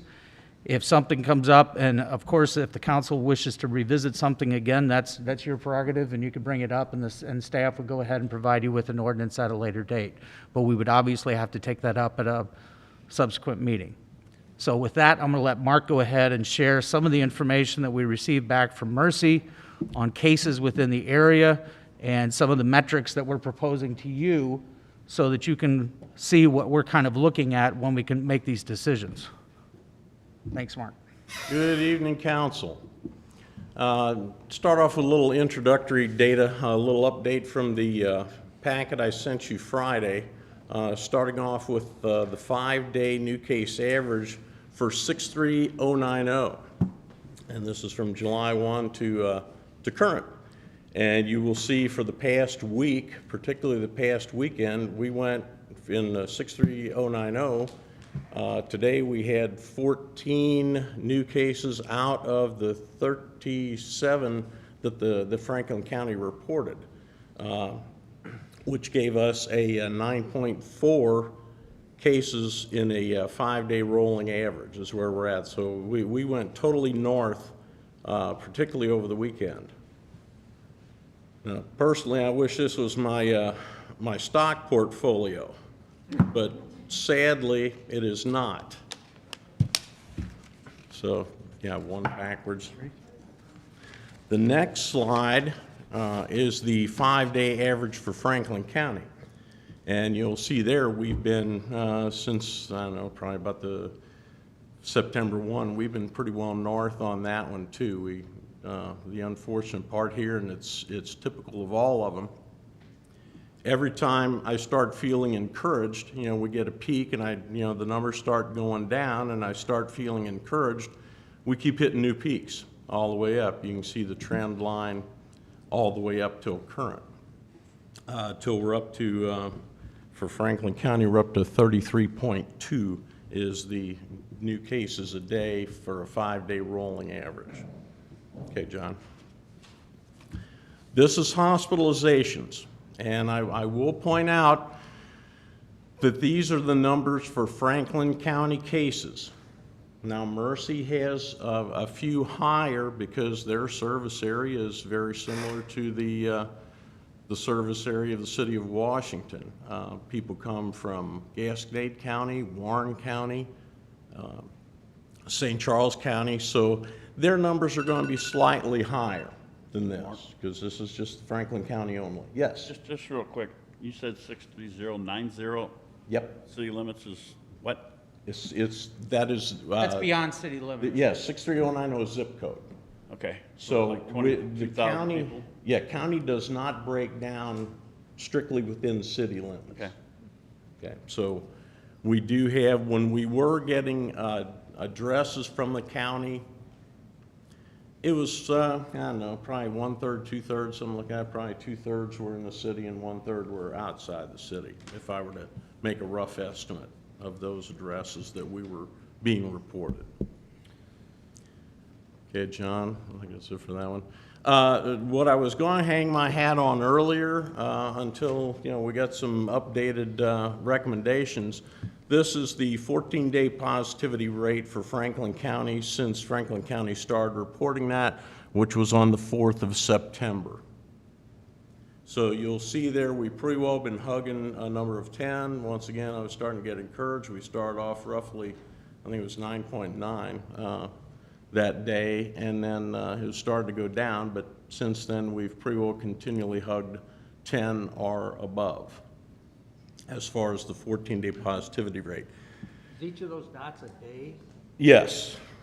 Yes, thank you, Mark. And I will explain this also. The positivity rate, if you will, sort of rounds out it's the average of positivity for all the tests that are taken for that day. And based on information I've gotten from Franklin County, that's generally probably an average of about 220, 230 a day. Tests to get reported to Franklin County Health Department. So that is the percentage of those that are positive per day, roughly. And that's the new metric they're using since the last time we talked. That's a lot, yeah, what I was using, some cities and counties and the state of Illinois is using the metric when you hear positivity rate. This is the metric they're using.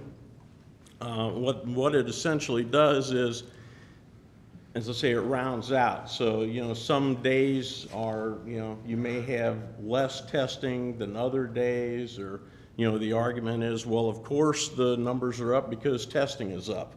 Well, that takes it right out of it, because it doesn't matter if you ran 200 tests or 2,000. This is the percentage of those who have taken that test. Tested positive. Thank you, that tested positive. Thank you, Darren. Okay. And then this slide, sorry, it's small. I sent you this Friday in the packet. This is the method that Dr. Reeker sent you. They referred to the Harvard Global Health and King County, Washington, state of Washington, King County uses. So the three metrics that they use are, and it's kind of similar, and they use daily cases per 100,000. So the target is to have less than 25 per 100,000. Now, what I used here, I used Franklin County's reporting numbers. The population of Franklin County, I think, is roughly 104,000. So, for all practical intents and purposes, that we're there, 100,000. So I'm using Franklin County numbers here. I didn't divide to get the exact percentage. It's close enough.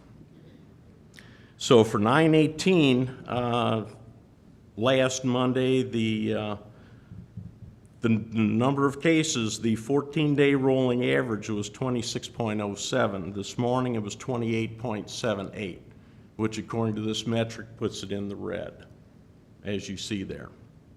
The next metric was, is the risk of being hospitalized with COVID changing? And the criteria is the rate of hospitalizations in the past 14 days per 100,000 compared to the previous 14 days. So comparing one 2-week period to the prior 2-week period. On both of those for Franklin County, we were increasing.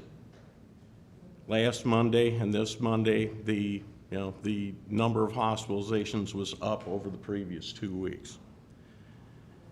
The last metric is the risk of death from COVID changing, the rate of death per the last 14 days compared to the previous 14 days.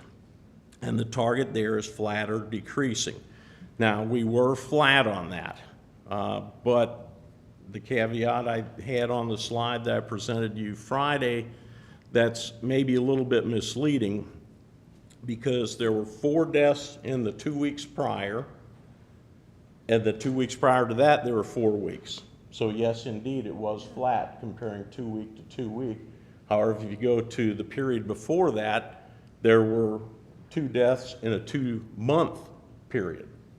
So, truly when you're looking at the metric, the true definition, it's flat, but realistically in my head, deaths are increasing as well.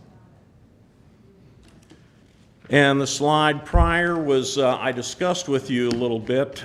This was the metric that the U.S. Surgeon General was using when looking at recommendations to reopen schools and looking at all those metrics, the cases per 100,000, the percentage of change, the diagnostic positivity rate, the change in that positivity rates, all sorts of things. As you see there, as we go down, we're consistently staying pretty red on those as well, when we look at those metrics. But the simpler one, and the one that Dr. Riekers was referencing and recommends, is the next one down, John, that global health, the Harvard Global Health. And I must say, when I was comparing the 14-day positivity rate, we've been conferring with Dr. Ann Mohart, who on our organizational chart, is our technical specialist. I've been leaning on her quite a bit for technical information, and she also recommended looking at the hospital rate, hospital admission. So AE was also sort of at, recommending the same metric. So with that, Council, you have any questions on this part of the presentation? So the recommendation, I guess, Mark, would be for our facilities, again, Yes. for mass gatherings, where you're talking about more than, I think, more than 50. 50 was kind of the number we came up with. Then, that if we were operating in, say on a Monday, and we pulled up the numbers, and it was 2 out of the 3 that we were in the red, then we were going to recommend to you as a policy that we would not go ahead and run our facilities For that week. for that week. And then we take a look again at the following week. And every Correct. Monday, we could go ahead and review that. That And- was the 10%? Excuse me? That's using that 10%? No. No, that's using this model right here. If you got 3 categories, and if 2 out of the 3 are in the red, then that would be it. And again, that's just running our facilities. That's not, a masking in public and on commercial properties, et cetera, the stores, et cetera. That's just simply what we were talking about as far as, because we have a lot of festivals where we have Mass groups. gatherings. And we have mass gatherings, and the question would be, at what rate should we go ahead and make, what metric should we use? And we also discussed that number of 50 to, not get into smaller groups. You have family reunions or even sporting events. Right, we didn't feel that those have been an issue. But mass gatherings, that could pose a problem. That's the reason why we said, what is too much? Thank you, Mark. Okay. Then if you have no other questions, then I'd like to invite Dr. Riekers up to tell you a little more about the metric that he recommends.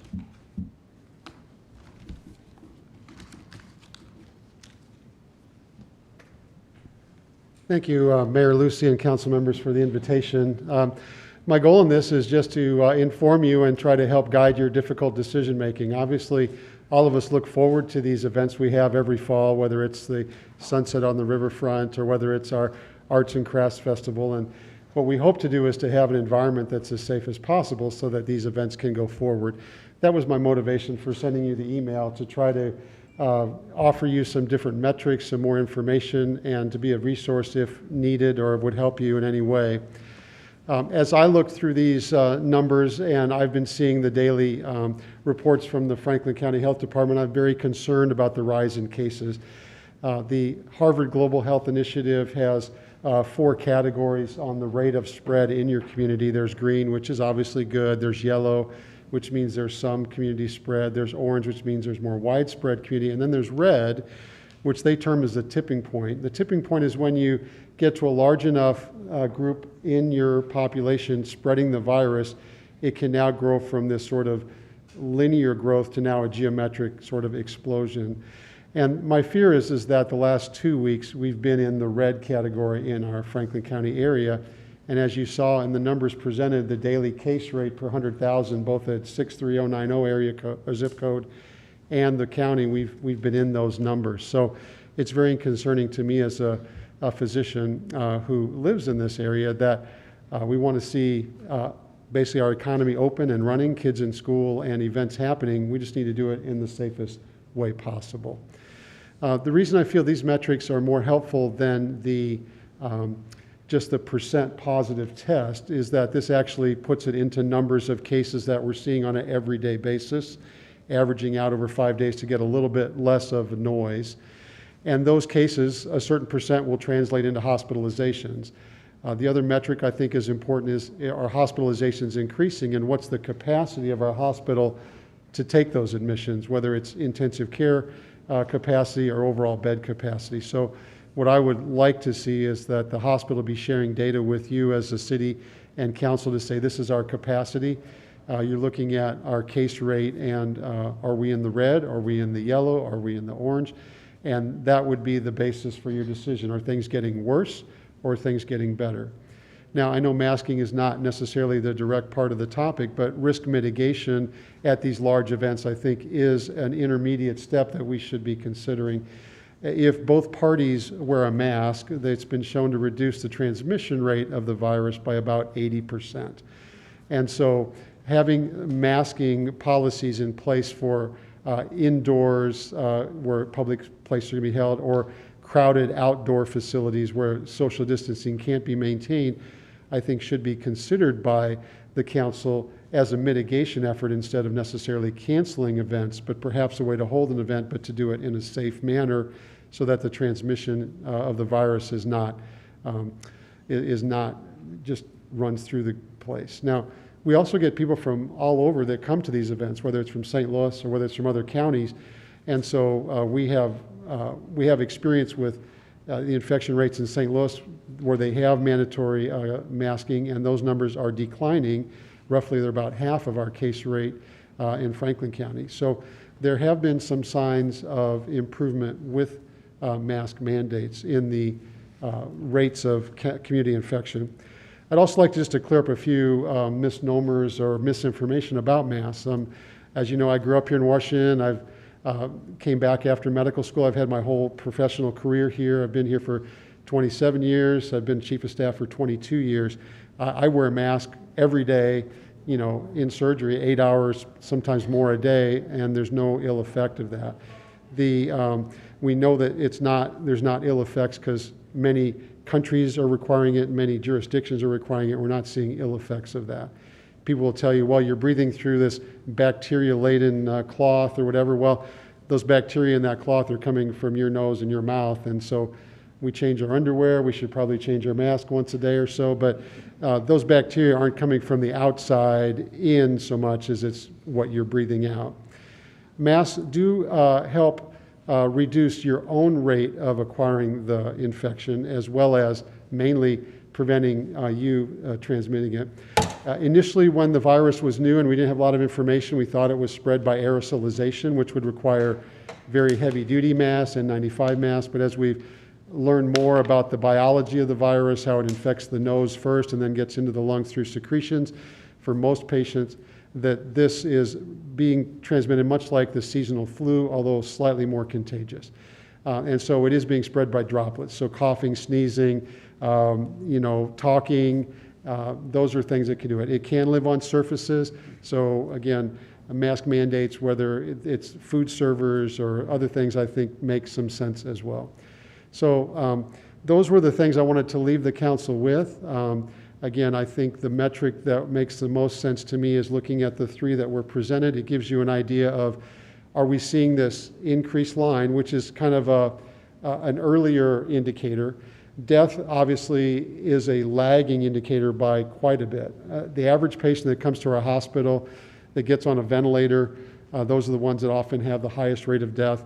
They're often on that ventilator for 2-3 weeks, and so they take a lot of time, many times before they actually pass away. So the fact that our death rate is up a little bit over a few weeks ago, but flat in the last 2 weeks, doesn't give me a lot of solace knowing the case rate's been skyrocketing upward, because I fully expect that we'll see more patients landing in our hospital. And just to be clear, these patients are coming from home. The patients we have in the hospital now, none have come from a nursing home. They're ranged from age 45 on up that are seriously ill in the hospital. And so this is being spread in the community and not necessarily in healthcare facilities like it was very early in our pandemic. With that, I'd be happy to answer any questions now, or I can do it at the end, whichever you prefer. Do council members have any question of Dr. Wiekers? Yeah, Doc.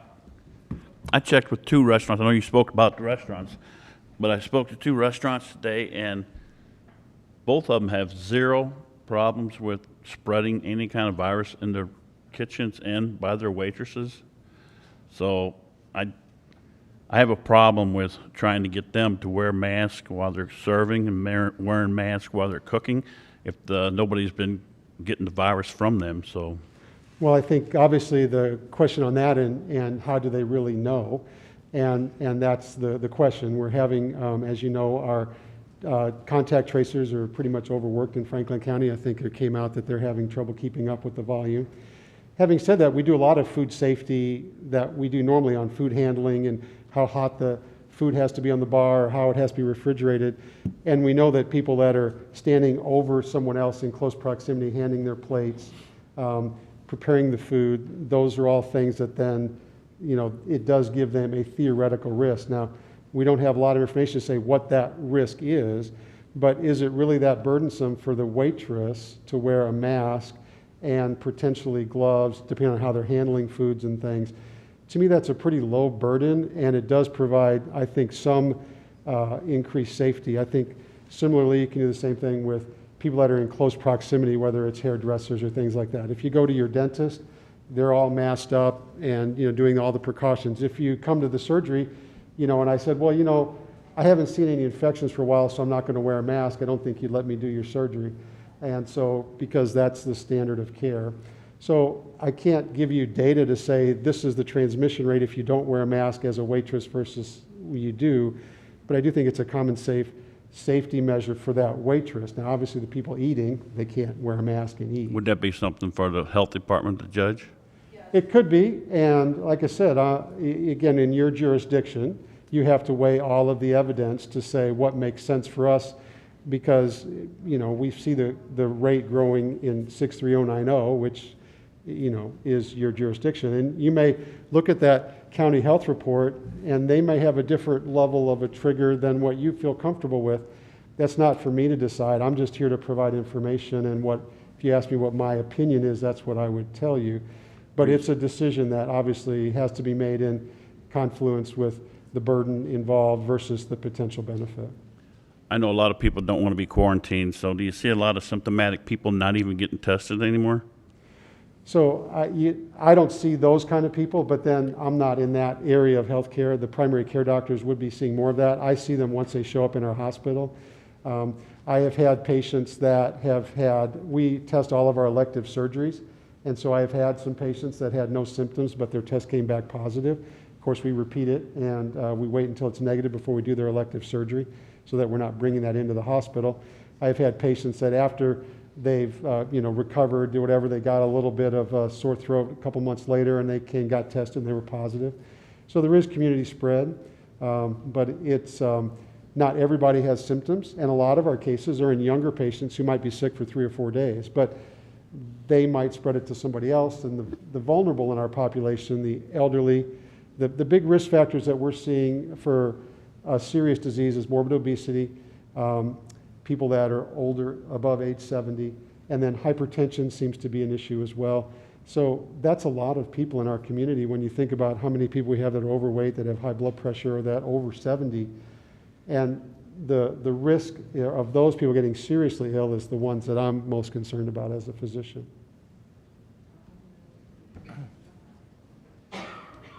Okay, any other council members with a question? Doc, I appreciate the email this week, and as far as the metrics go, I mean, I think that's our first step as far as our rental, and I think that does definitely better than just how many cases today.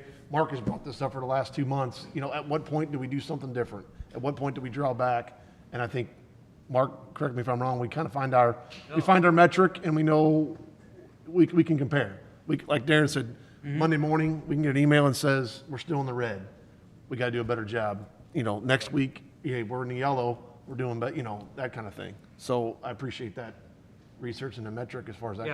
Yeah, my point all along has been that because it seemed like before, when we shut everything down back in April, and then all of us, and they set criteria across the country. We heard them everywhere. They set criteria, but then everybody goes, nobody met the criteria, but everybody said, oh, it's time to open back up. My point is exactly that. I think we can argue, people can argue all day long, what's the best metric, which was what I'm hoping is that we can grab one and let's go with it and try something instead of shooting from the hip. Oh, it feels like it's time. I think we need these metrics, and I appreciate the work you and Mark and some of the other people are doing. Well, I think early in the pandemic, we weren't St. Louis County, and we did a lot of precautionary things because, frankly, nobody knew what was coming.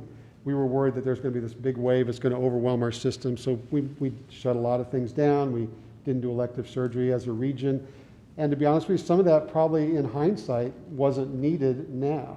But our rates at that time were very low. We'd have been in the green and yellow, and now they're in the red.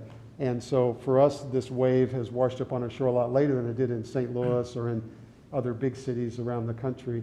So again, I think that's what I take away from that number is that rising. I'd really love to see that get down. Okay, anyone else? Okay, thank you, Dr. Riekers. Thank you. Very good. Okay. Thank you, Dr. Riekers. Next, if you would entertain Mr. Eric Eloff of Mercy Hospital. Can I ask one more question? Sorry. Lay it on me, Nick. On these metrics, I know when you get to collecting data and putting it together to make an outcome or your answer, off the top of your head, just ballpark, how many of these different metrics are out there? I know we got 2 that we're going by. I mean, how many? I mean, is there hundreds, 200s? No, thousands? I wouldn't say there's hundreds, but there's probably a dozen out there, different ways. A lot of them have to do with, put it this way, I'll back up. The one I was talking to you earlier, the top slide there, if you will, some states tend to use that. So I've seen that one quite a bit. That use that, and then also some states just use the straight 14-day positivity rate, I guess because it's simple. Right. But I'll go along with some other council members. You're hanging your hat on simply one metric. Right. It's not a broad. Right. Thank you. Mr. Eric Eloff would like to give you some information, some Mercy-specific information. He has a handout for you. I'd like to address the council.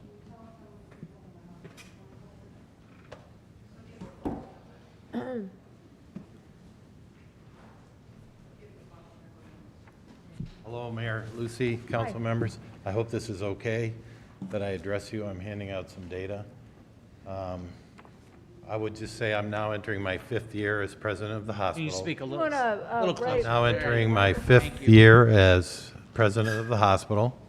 In that time, except for the meeting a month ago, I don't think I've ever been before this body to ask you to consider what's happening at the hospital around our operations. But I have a civic duty now to tell you that, because we're at a point now where our occupancy within our critical care unit has reached a point where we're awfully concerned about having the bed capacity, the nursing capacity, the ventilator capacity for what could be a great number more hospitalizations coming into your hospital here in Washington. So I just wanted to just go through 4 or 5 slides tonight and orient you to what I know is my reality for overseeing the care of roughly 100 patients there a day. So the first slide, the red line is just the count every day of the number of patients who are in our hospital with COVID. This morning it was 14 patients, 3 of whom were on ventilators. Now you might say, okay, you got a hospital that can fit 100 patients, what's the problem? We have a hospital that is built for many patients. Patients who come to give birth, patients who come to have surgery, patients who come because of a cardiac incident, stroke incident, and we have cases where we have a floor for patients who come with just general medical needs. If you turn to the next page, so you can see since July 1st, we've been counting every day the number of patients who have COVID coming into our hospital. If you look over time since the pandemic first reached us, look at the number of emergency department visits, the admissions, and the deaths, you'll see that starting in July, we've had quite a trajectory north. And although the death count has not jumped at the same level, as Dr. Reeker said, that's a lagging indicator. And our expectation is that there will be more deaths because of the spread, more hospitalizations resulting in more deaths. Today, our patients who have COVID range in age from about mid-40s up to mid-80s. So this, and the preponderance of those 14, 12 of the 14 come from Franklin County. I will tell you that about half of them need critical ICU care. The others are in a general medical unit recovering. The ones who are in our critical care unit takes on average about 10 to 12 days to care for them before they get to a point where we can put them in a new unit. If you turn to the next page, as Mark alluded to, the death count you hear is really based on Franklin County residents, but as he said, we're a regional center, so you can see in the last 2 months, August and September, 4 from Gasconade, 1 from Franklin. In September, 3 from Gasconade, 6 from Franklin County who've died in our hospital. And prior to that, you don't see very many deaths. The first time the pandemic hit us, it hit largely in our nursing home community. You'll remember Grandview, Cedar Crest, et cetera. We treated a number of those patients, but they got sent back to those nursing homes and they died mostly in those nursing homes, not at our hospital. So those are just the hospital deaths that I can report to you. And then on the next page, the hospital capacity. If I had room for 85 more COVID patients, I wouldn't be here talking to you. But most days, I have maybe a bed available in my critical care unit, ready to accept the next critical care patient, who may be a COVID patient, who may be a cardiac patient, who may be a stroke patient, who may be a surgery patient from a trauma, motor vehicle accident. And I am not going to have an ICU bed for them soon. So what does that mean? That means tomorrow I'm meeting with your EMS leaders from across the county and the medical staff to develop a plan for what are we going to do when we reach a point where I'm out of beds and out of nurses that require critical care training and critical care rooms, which, as you know, are equipped with support for ventilators and a special skill set of the nurses who work there. So I'm a little nervous because flu has hardly hit our community yet. And Dr. Chalk, if you'll give him a minute, we'll just talk to you a little bit about that on the next page. So I've been in healthcare 30 years. I've never gone before a city council to warn them about running out of capacity. I'm reaching that point. And, you know, the EMS chiefs are going to tell me tomorrow, Eric, we don't want to take an increasing number of patients up to St. Louis for care. That means our vehicles are out of the service area while we're up there. And yeah, they have mutual aid agreements with other EMS districts in the community. But when they're out of service for a couple hours, because by the way, getting a patient to St. Louis requires at least an hour, and then the conveyance to the emergency department or the critical care unit up there with all the information, they might get back in 2.5 hours. So if that happens at great clip, I know those EMS chiefs are going to say to me, Eric, you're leaving our own community vulnerable for the next heart attack that we're not going to get to fast enough. You believe me, I'm going to get an earful on this. But I don't know any other way when my critical care unit is at 90% occupancy even before flu hits. So I just wanted to, this is our problem. This is not just the hospital's problem. That's why I'm here. We need your help getting the message out that the community spread of COVID is on the same incline as the hospital spread of COVID. And I'm running out of staff and room to treat these folks. And that's before flu hits. So with that, I'll just see if they have any questions. I just wanted you to have this data. Now, why do I give you this data? I'm not pleased about being here tonight. Why? Because the paper's going to write a story about it, and people are going to go, God, there's COVID at the hospital. Maybe I won't get that colonoscopy that I've been thinking about getting. Maybe I won't visit my doctor for a while. I'm nervous about going there. We've seen a drop in volume, and when we've seen a drop in volume. Excuse me. We have I a work speaker there. who is I work speaking. there every day for 5 years. I know what I'm talking about at the hospital. And I guess at the bottom line is we need to do something to get the word out that we've got to bend the curve. Now, whether it's masks or something else, I don't know, but I don't want to be the hospital president who has to come back here in a month or two and say, you know what, a lot more people died because we couldn't get to them fast enough. I don't want to be that guy. I do not want to be that guy. So, Mr. Elon, what is a TCU? I'm sorry. That's a transitional care unit, Mr. Wessel. That's a step down. Step back to the mic. That's a transitional care unit. That's a step down from an ICU where you typically have your sickest patients, and as they recover and they need the next level of care, they go to a transitional care unit. Thank you. And then from there they go to either they're discharged or they go to a regular unit. I'm not blowing smoke. This is a real deal.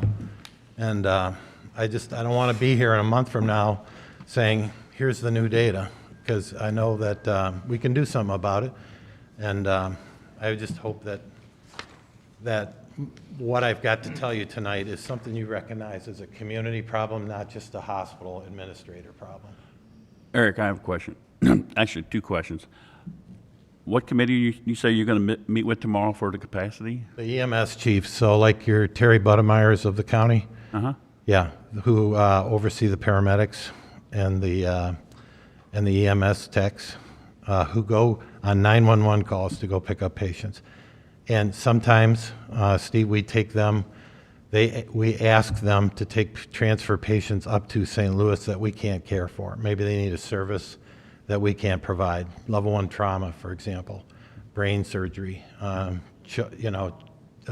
significant pediatric surgery. They all take those patients up to St. Louis. And so I know you've only been here 5 years, but has Mercy ever had the capacity problem before?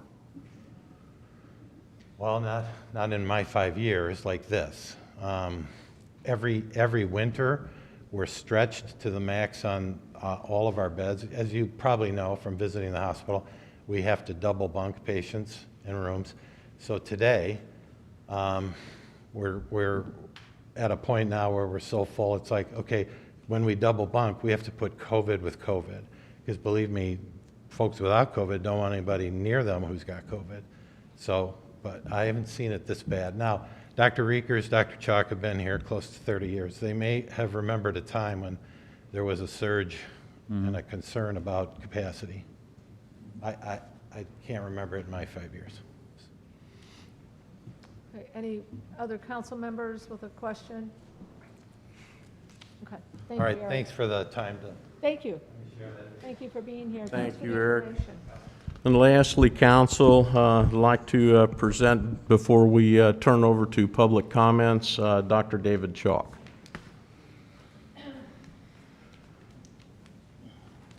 Council members, thank you for the opportunity. I'm going to be real brief at the time of the evening, and Eric just alluded to it, but this is really looking out to the future. As healthcare providers, we not only take care of the immediate problem in front of us, but our solemn pledge is to take care and anticipate problems that you may have down the future.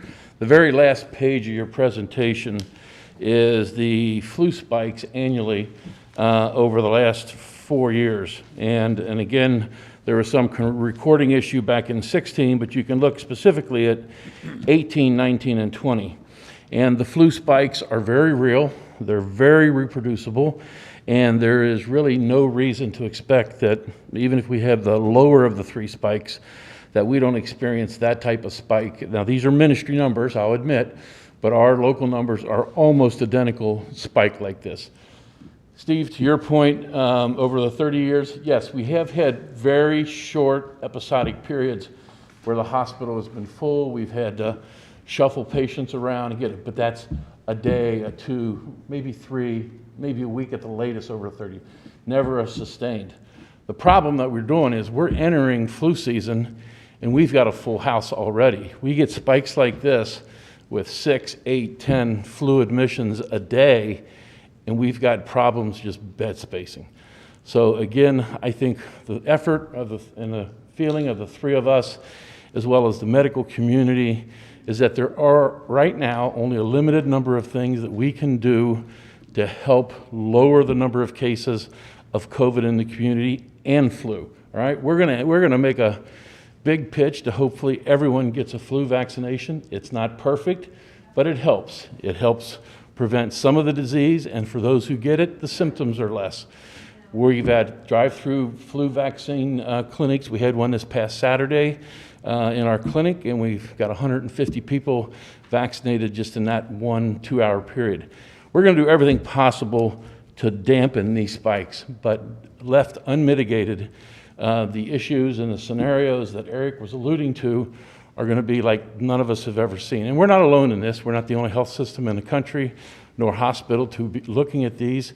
We're looking at these issues across the Mercy Ministry as well as the nation. So again, hand hygiene, social distancing, masking, and in whatever circumstance or event, location that you can occur, those are the things we know that we can do to lower the numbers. And without lowering the numbers, this winter is going to be a long winter, and we're going to have some really tough decisions to make, whether it's transport, whether it's treating, whether it's doing elective type procedures that we want to keep in our community, keep our patients here. So I asked the committee, one, to take the recommendations of Dr. Reekers very seriously. Those are well thought out by some of the brightest minds in the country. But again, I am going to say we have to reconsider the masking issue in our community, or with these spikes, we're going to have a huge problem. That's all I have to say tonight, and I appreciate your time. I'm happy to entertain any questions. Okay. Any council members with questions?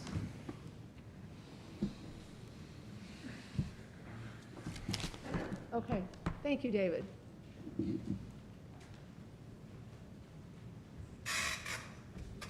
Okay, so About a half hour, if you wanted to do an equal. right. I think it was about 35 minutes.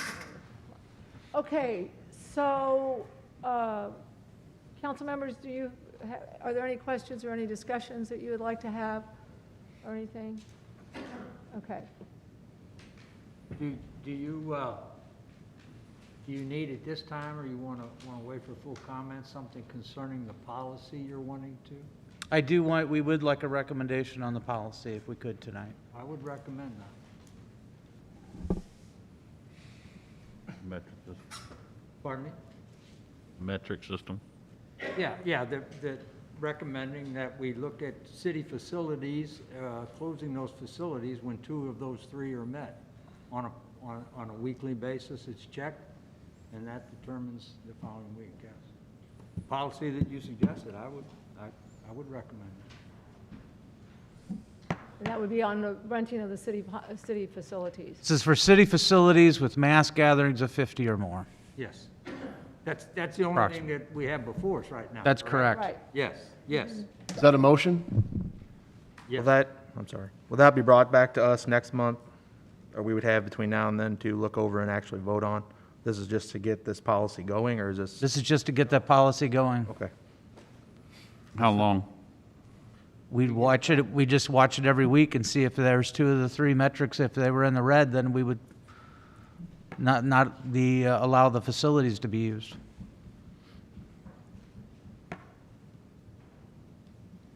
End date's something, I guess, end date's something we could discuss at the next meeting, or? We're all looking forward to the end date. I'm absolutely there with you, yes. I second Mark's motion. Okay.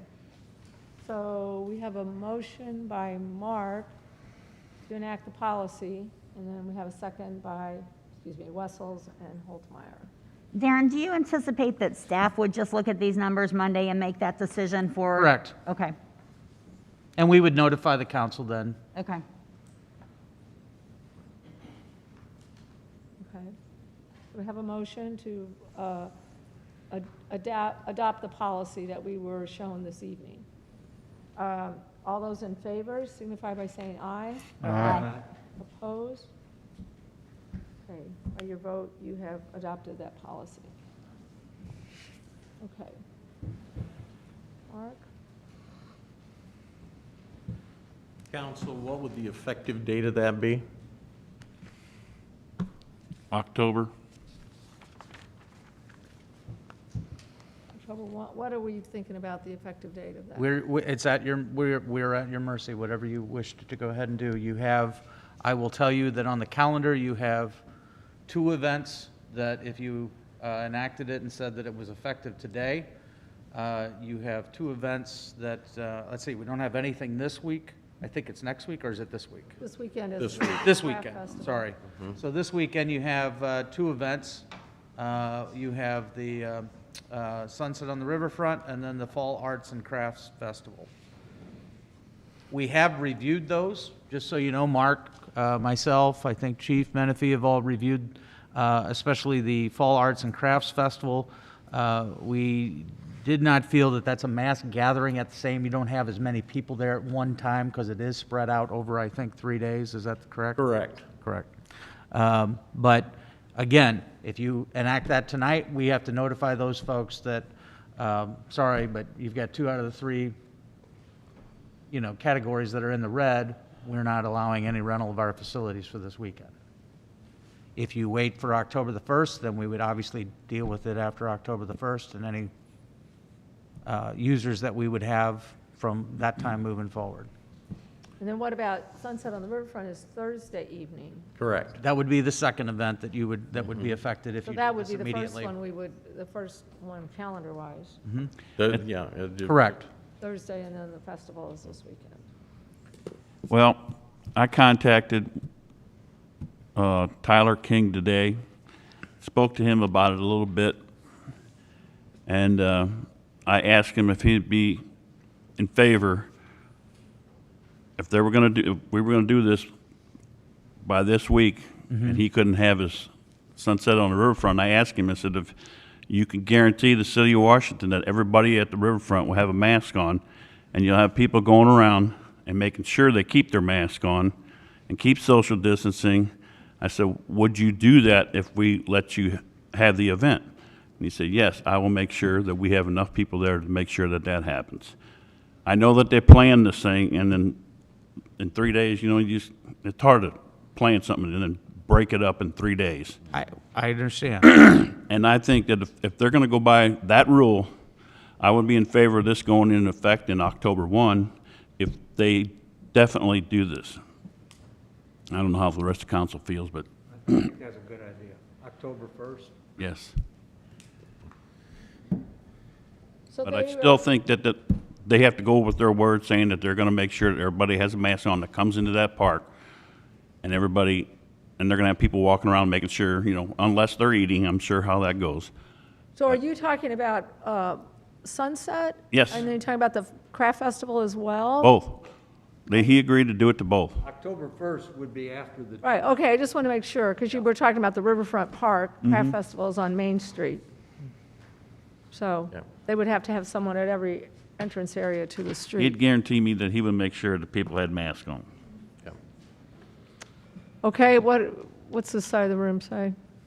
Well, I guess what I'm hearing is that we're looking at enacting this metric system starting October 1st, in addition to Sunset and Riverfront and Fall Festival is a mask-only. Mandatory mask. Mandatory mask for their festival for this week.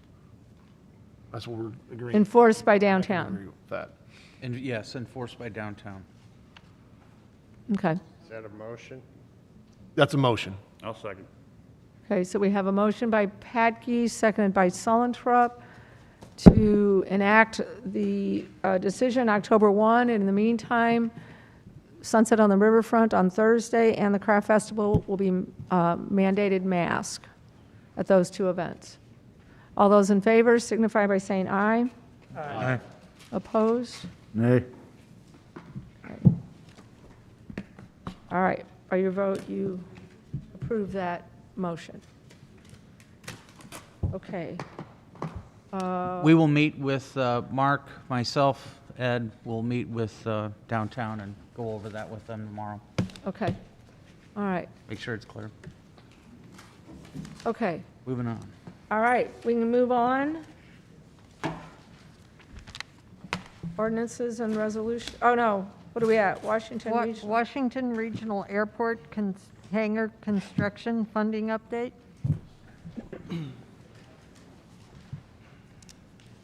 Go ahead, John. Okay, good evening, council. Just wanted to give you a quick update within your packet. I think you'll find some positive information regarding funding for airport hangars. I know that was a little wordy document. It was kind of meant to be that way to kind of give everybody a feeling about how airport capital improvement projects are funded. But essentially, we are in the process of designing 12 bay hangars over at the airport, shooting for construction sometime in 2021. Design has not started, but we are working with our consultant to get that done. That project was only going to be funded approximately 50% with MoDOT or federal grant money, FAA money. The remaining balance of that would have to come out of capital improvement sales tax, which we were all aware of that at that time. However, during the mechanism that we have with MoDOT to open that funding up with the FAA, we were notified by MoDOT that they will actually kick in the remaining balance, the shortfall, that again would have been paid out of capital improvement sales tax to fund that project, which is a huge, I think, benefit for that operation. Kevin Hellman's here, and he's done a really good job at the airport. Actually, he was working till 8 o'clock tonight. Jet was coming in. So I know he's excited about this.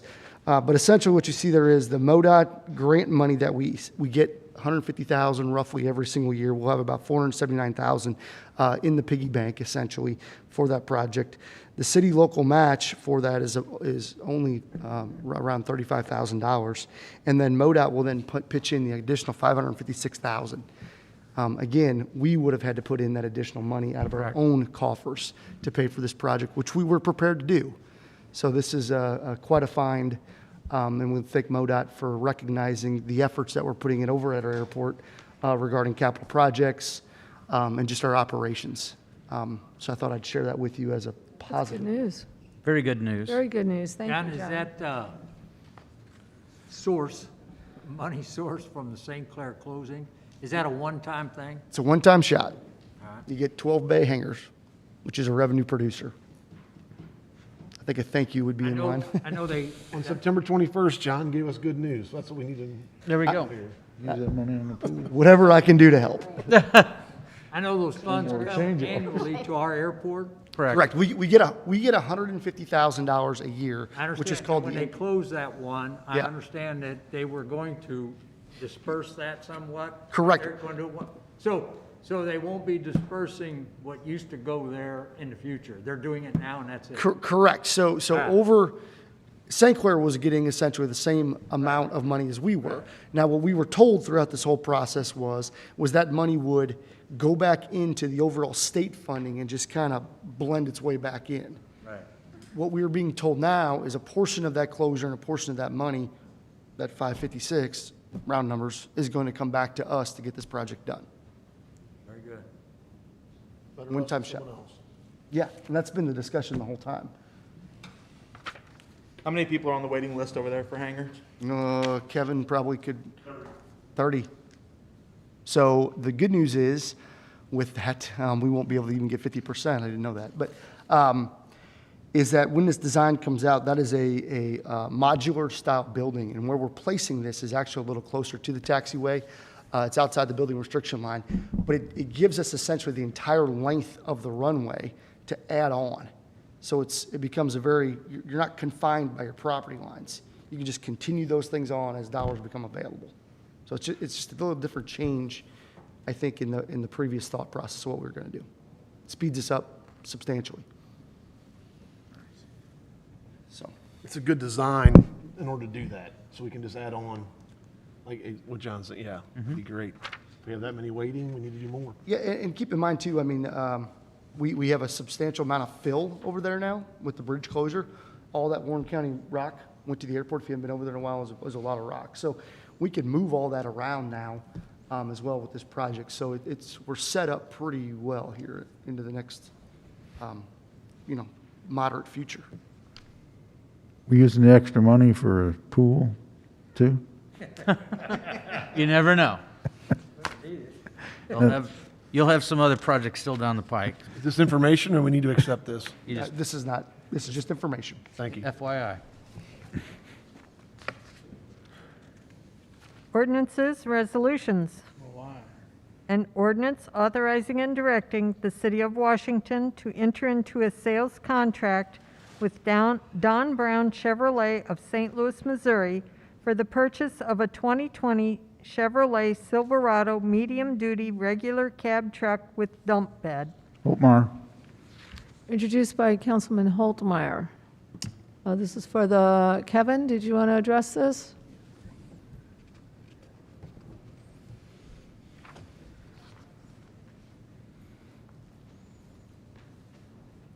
Good evening, Council. This truck is replacing our 2003 Ford one-ton dump truck that we've kept in the fleet for quite a few years. It's actually gotten to the point where that truck, the rear end is finally given out on it, so we had to move forward with a new purchase. We try to run our trucks as long as we can to try and save money in the water and wastewater departments.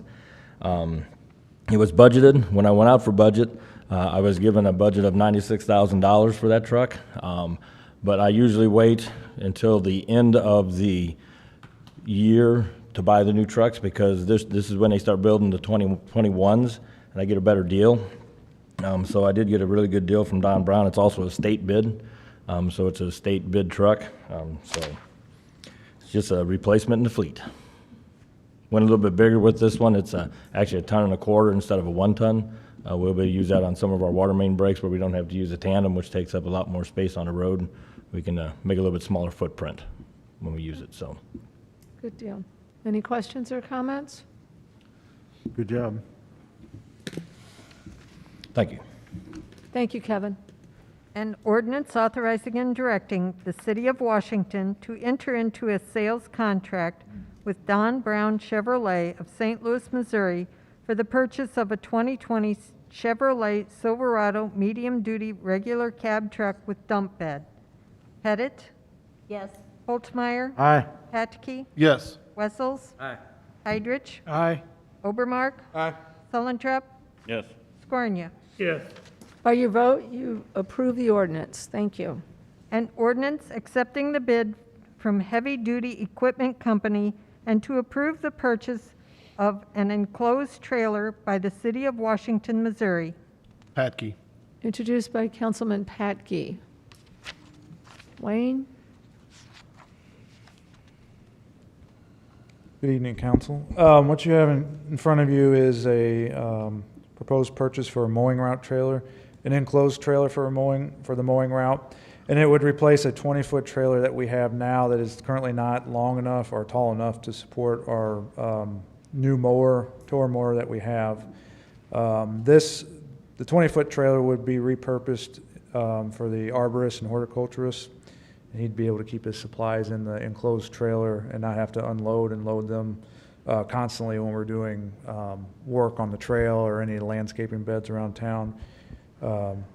We used it quite a bit when we were doing all the work down on the East Trail here recently, and it was nice just to be able to park it when we're done with it for the day and then get back into it the next day without loading and unloading it. Same thing would be true for the new trailer.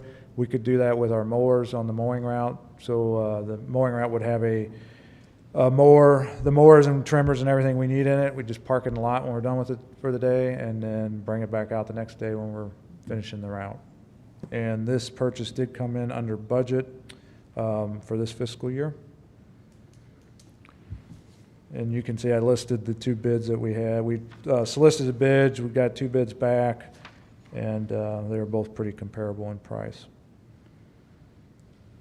Okay, does the council have any questions or comments? Yeah, is there any way that we could go, I know it's a little more expensive, we're talking a couple $100 to go with a local. Didn't we do that different times, go with a local person rather than somebody from out of town? Did we ever go with the local person? Did we, when there was just? I know in the past, we've looked at some of the local vendors or whatever that we've had, but like I said, I don't know that they always necessarily want to go ahead and bid on those. But I'll second that, Joe. I'm sorry, there's no percentage that we have by ordinance, to my knowledge. No, we talked about it. We discussed We looked You had at a it. discussion, but Yeah, but we never acquired it. But Okay. I'll second Joe's recommendation.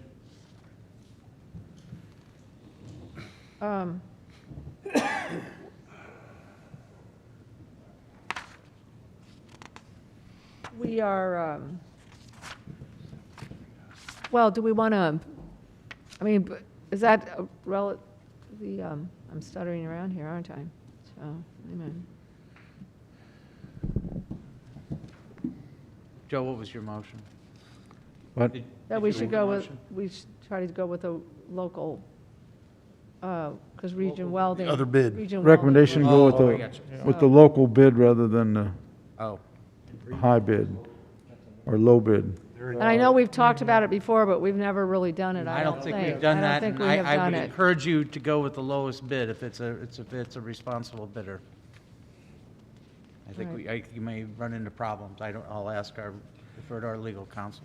You won't really have a problem, but when it's come up in the past and it's been discussed about having a local preference ordinance or something, there are some concerns with doing that, primarily from the bidder's perspective. If you're a bidder and you know that you're the local bidder, you know you've got 5 or 10% to play with over another bidder, and you're still going to get the job. It doesn't necessarily encourage the best bid, it just encourages the local bid. So in the past, whenever the council has considered it, and it's come up a number of times in my tenure, the council has always rejected that and just gone typically with the low bidder. I do know that we have bought a couple vehicles local that was a bit higher since I've been in, over and out of outsource, somebody that was in St. Louis. Okay. I'm not aware of the last time that took place. I don't know. Well, in reference to what Mark's saying, I think I agree. We talked about it, and we wanted to go local, and we discussed, is 5% or is 10% or is 2% the number we need to go with, and we never came up and added that into an ordinance. I think that it's a conversation worth having, but I don't think there's anything set right now. So maybe we should wait and establish that percentage at a later date in an ordinance or such, and so we don't have this coming up again. Well, we talked about it at that time, Joe, and that's what Mark was addressing as well, because that's why it didn't go that time, because everybody was worried about, well, these, somebody from Nebraska or whatever's not gonna bid it because they, Yeah. they're, a lot of the out of line people won't bid stuff because of that. That at that time. I know I that. mean, we can bring it up again, I'm just saying Right. that's what we talked about at one time. Right. The only other thing I would encourage is that we're at the end of the budget year. And so the reason why we need to go ahead and move forward with the bid is because it's in your budget. It's not in next year's budget, that's in this one. And you may jeopardize losing that if he's able to go ahead and do that for next year. Well, then I rescind what I said and we'll move on. I mean, maybe it's something we should talk about, but not when we're trying to make it sounds like a workshop item and not when we're just trying to make a purchase, Yeah. at the last minute. So maybe it's Yep. something we should Right. look at and see if there's any, and get Mary involved with it, Sprung, So, okay. So it seems to me that we've introduced this and we're all on board with it as is. So, Mary, you want to read again?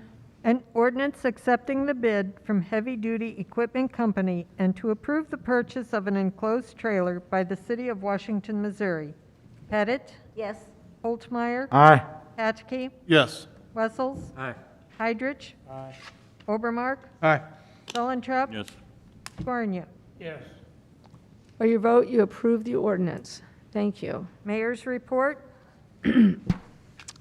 We've been busy at the City Hall last few weeks with a lot of projects. The American Bloom Conference will be the end of this month, first couple of days of, it's the last day of the month, and then the first couple of days. And we're going to be doing it, this was the one that was supposed to be here in Washington, so we're doing it virtually, but they will be planning to come back here in a couple of years. So there are members of our committee who are going to watch it here in the council chambers and catch up with it a little bit. So anyway, other than that, I really don't have a lot to talk about tonight. You want to tell them about Community Relations Board? So I will tell them about that. We have our Community Relations Board is up and running, and so we have done some listening sessions. That was the plan. We had to do those via Zoom. So we've done 4 listening sessions. 3 of them were via Zoom, and then 1 was in person out at the City Park Pavilion. And Mark, you were in on one night, and Sully, you were in one of the groups, I think. It was a series of questions. Everyone was asked the same questions, and then it was kind of a round robin. They divided us into smaller groups. And it was very successful. We had 80 people participate in the Zoom meeting, so we've had a lot of feedback. We have scheduled some more listening sessions just to make sure we haven't missed anyone. It was very good, and it was very, the comments were very positive. We heard a lot of very positive comments. We had a lot of people who had moved to our community maybe 9 years ago or maybe 25 years ago. And then the night that Sal and I were doing it, we were the only 2 on the whole thing, I think, that were local, that grew up here. But anyway, it was very, very interesting, and it was very rewarding to listen to the comments and things. So we'll get all that printed out. She said, if you were at one of those others, she said there's no reason to attend Right. the other Right. 3. Is that true for the next? I- So if well- we I attended one kinda- of those first ones, will the next ones be the same thing? They're going to be the same questions again. I think unless you would My just like to understanding, hear yes. some comments and things, Trying but. to expand that 80 that they had. Right. Correct. Just to expand it a little bit more. And hopefully, through this process, we will perhaps maybe find some people that would be really good committee members for this as well. So it's been very, very rewarding, I think, to listen to people's comments. More than once, I heard that we're all related, which I guess in some ways we are. So anyway, but that was it. So we'll keep you posted on all that. City Administrator's report? No report. Council comments? Yes, I would like to, first off, I think Dr. Reeker's making those suggestions for us. I would like the council to think about those 3 items he placed in his, and at our next meeting, discuss which of those, if any, that we would like to put in the form of, we basically, tonight, we kind of acted on as number 3, consider limiting or modifying planned meetings. We've kind of acted on that. But I would like to see if the council would be willing to discuss and look at the other 2 suggestions made due to the reports that we got today on the increasing numbers. So I know we don't have anything up here today for that, but at the next meeting to consider those and perhaps come up with a request that administration come up with a policy for the following meeting. Okay, you can do that. I'd like to say something. You opened up. My name's Margie Berger.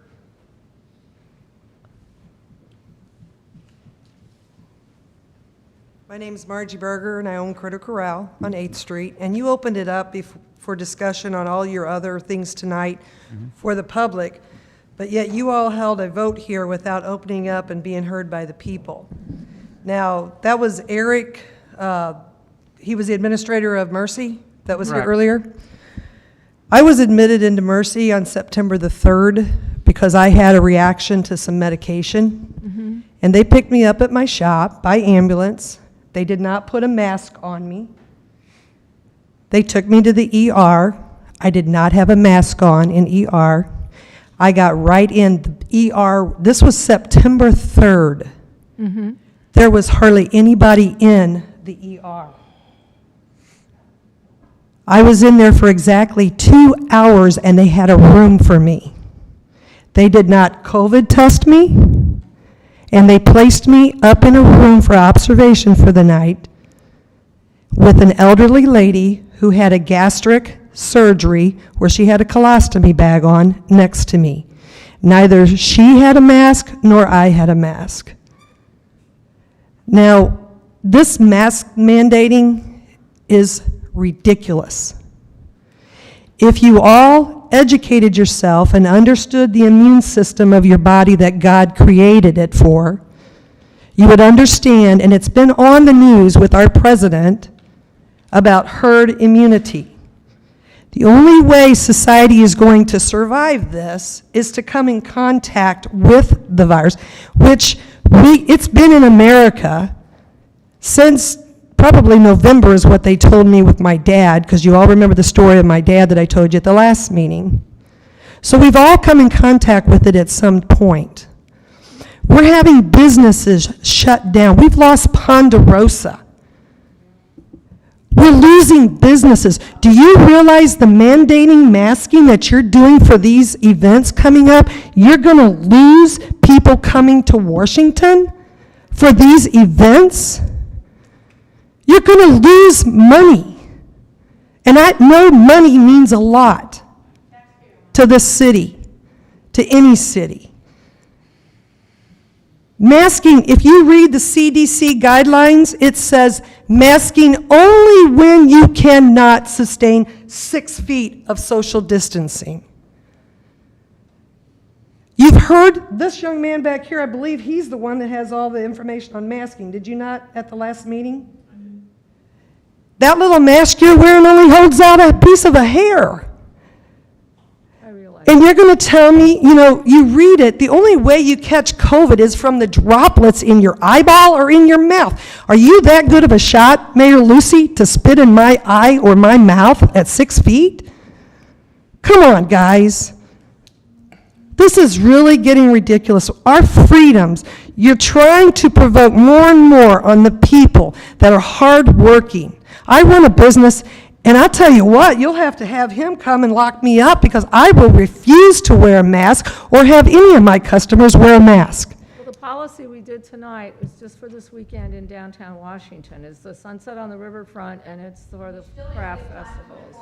So, Before you enacted on that, you didn't give us time to be heard. You listened to the doctors, but you didn't listen to the people. And there's nurses and doctors that will disagree with Dr. Reekers. I love the man. He's my Christian brother there. But I disagree with him. And you listen to Eric, I was in Mercy. They had all kinds of rooms on September 3rd. I've been in the ER with my mother before and have sat there for hours, 6 to 7 hours before they have a room. They had a room for me within 2 hours for just observation. You know, you guys got to rethink this because you're destroying. We've lost business. You're going to lose more and more businesses. You know, think about what you're mandating. I don't know. She needs to speak to the mic if she wants to be heard. So I'm through right now, but just think about that. You're going to lose. You're going to mandate masks. I can't I wear this under my nose so I can breathe. I have asthma. And the CDC says, what are you going to do when you get out on the riverfront and people don't wear masks because of asthma or breathing conditions? You're going to tell them to go home? Rethink about this, Washington. If you want to speak, Come on up. council, come up here. Please, Mayor Lucy, rethink what you guys are doing. You didn't give us an opportunity. I've sat here all night with an 80-year-old mother out in the car, and you didn't give us one option to talk, but you listened to the doctors. Hi, Council. My name is Sherry Wirtz. I am a home health pediatric nurse. I have been essential the whole time. I have been out. I have traveled. I don't wear a mask. I have not gotten COVID. We have over 400 patients, critically, medically fragile children, trachs, vents, G-tubes. We have 400 patients. We have 350 nurses. Not one person's gotten it. Not one. But these doctors come in here and give false numbers. 93 people were admitted on Friday to Mercy. Not one was COVID. But they want to come in here and use a model that's not even from the state and compare it to us. They don't compare it to all the people in St. Louis come out here because we're tired of this crap. We're tired of the mask. A lot of people from St. Louis are coming out here, your community, serving your businesses, patronizing your businesses because we want our freedom. And we're tired of it. I am in charge of my health. These doctors, they're in charge of their facility. They're in charge of my medical needs if I decide to walk in there. I am in charge of my health. I am an adult. I take care of myself. That is my responsibility. Not your guys's, not theirs. And their increase in COVID numbers is because they're testing all these elective surgery people that are now coming back into the hospitals to have their surgeries that were put off. I'm one of them. I've canceled mine. I refuse. I'm sorry. I'll stay in pain because I refuse to be one of their numbers they want to use to fearmonger the public. Okay. Thank you. Thank you. You want to address us? Are we going back to citizens' comments? We are. We are. Mayor Lucy. My name is Judy Randazzo, and I'd like to say something also. I'm a registered nurse of 4+ decades, an OR nurse. I'm also a legal nurse consultant. I've been travel nurse for the last 13 years. When I got back at the beginning of the year, I was supposed to have eye surgery. I've been denied, both in Washington and St. Louis County, West St. Louis County, by 4 different physicians. Nobody will let me into their office because I have severe asthma. And last time you saw me, I was with a service dog. He's at home with a cold. But I cannot breathe. But my eyes have gotten worse and worse and worse. I have to have people drive me now. I'm extremely independent. Extremely independent. I can't drive. I can't work. I can't do anything. Not because the last doctor I went to see in West St. Louis County said, I'll be glad to do the surgery for you if you can find me a place to do it. And they told me outright, he told me outright, it's the hospitals and the surgery centers that are setting the rules. But the CDC says you should not wear a mask if you're 2 years or younger, if you have breathing problems, or if you're incapacitated.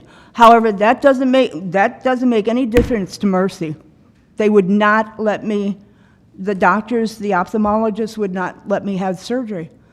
The other thing I want to say is, and Margie's right, nobody talks about our immune systems. When we were kids, you know, and we got measles, the moms would call each other and have measles parties, get them all together, because they didn't want one kid 1 week, this kid the next week. So they got them all together, and they got measles or chicken pox or whatever. And you know what else they got? Natural immunity. You guys talk about, oh yeah, we had these more and more cases, more and more cases. The only number you need to look at is go on the CDC website and look at the weekly morbidity and mortality rate. And it's gone down, down, down, down.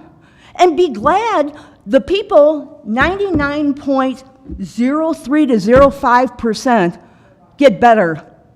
The proportion of people that die had comorbidities. They had heart problems, they had diabetes, they were 70 plus. I'm 70 years old. I'm a travel nurse. I have not worn a mask, not because I don't want to, but because I can't breathe. But I'm not sick. You know why? Because I have learned about my immunity. And if you build your immunity and you're exposed to other people, we're herd animals like horses and dogs and stuff. We have to be with other people and exposed to each other in order to get that immunity, in order for our bodies to build those antibodies to protect us. Right. Now, I'm 70 years old, slightly porky, and I'm at risk. So how is it that I am not sick? I have not been sick a day since I got back. How it is, I don't know the answer to that. I know, because my immune system protects me. But yet, Western medicine, and no inference to the doctors or anything, I've worked with a lot of wonderful, wonderful surgeons in my career. But they don't learn in medical school a lot about immunity, virology, and epidemiology. And that's the answer. We don't have to be afraid of this. I've done comparative analysis studies over the last 5 years comparing this virus to the H1N1 that happened in 2009, but wasn't reported to the public until September of 2010. And thousands of people died. We have to stop being afraid and start educating the people. Okay. All right, thank you. Yes?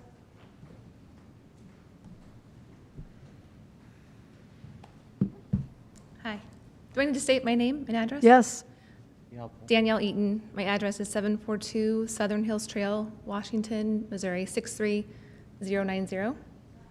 And I just want to first say that I have a lot of respect for all of you that sit on the council and the administration of the city. You did not sign up for this. Pull the mic up, because they're. You did not sign up for this. None of us signed up for this. But yet here we are. We have to do these hard things. And it's hard. I own a business, and I've had to make lots of hard decisions this year because the customers, if you will, that we support are doctors. So that being said, I want to remind you of something that I said at the August 19th meeting, which was that there are many doctors and nurses who don't agree with mask mandating. They don't agree with restrictions. They are not able to stand here in front of you and say that, or they're not willing to because they risk their livelihoods. But I earn my own paycheck because I own my own business. I'm not earning a paycheck from Mercy. I'm not earning a paycheck from Monsanto or any other large corporation I earn my own paycheck, so I can stand here and speak to you freely. To say that there are no ill effects of mask mandates or any other type of restrictions is irresponsible.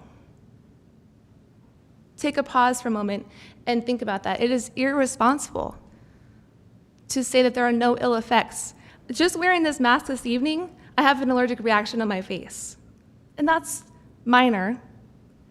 But there are ill effects. To say that there are not is irresponsible. What is the status of the COVID unit that was built at Mercy, or that was going to be built at Mercy? What happened to it? Does anyone know? Just a question to think about. What is the city council doing to help improve their health? I won't badger you on that any further, because the real issue here is not getting the virus. The real issue is how quickly can we all get the virus and get on with our lives?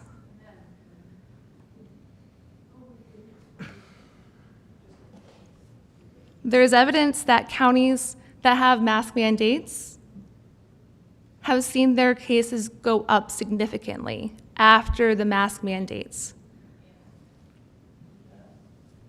So what is the objective? What's the objective? Are we trying to flatten the curve? We had 2 weeks to do that. That's 6 months ago. Are we trying to stop the spread? We can't stop the spread. That's not how this works. To think that we can stop everyone from getting this virus is wrong thinking. We need everyone to get this virus. People have unfortunately died. People have been dying from cancer, heart disease, and stroke. Those are the #1 things that people in our country die from every day.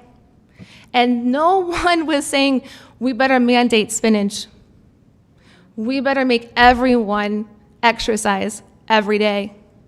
We could have been preventing a lot of deaths if we had been doing those things, but we weren't.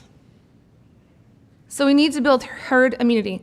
Lastly, I just want to remind you that as elected officials, your job is to represent your constituents, not to represent Mercy, not to represent any other large corporation, but to represent the people. And every time we hear that there's a potential uprising of more restrictions, more mandates, whatever it may be, what happens? We're here in your faces. And I can tell by looking in your eyes, you don't like it.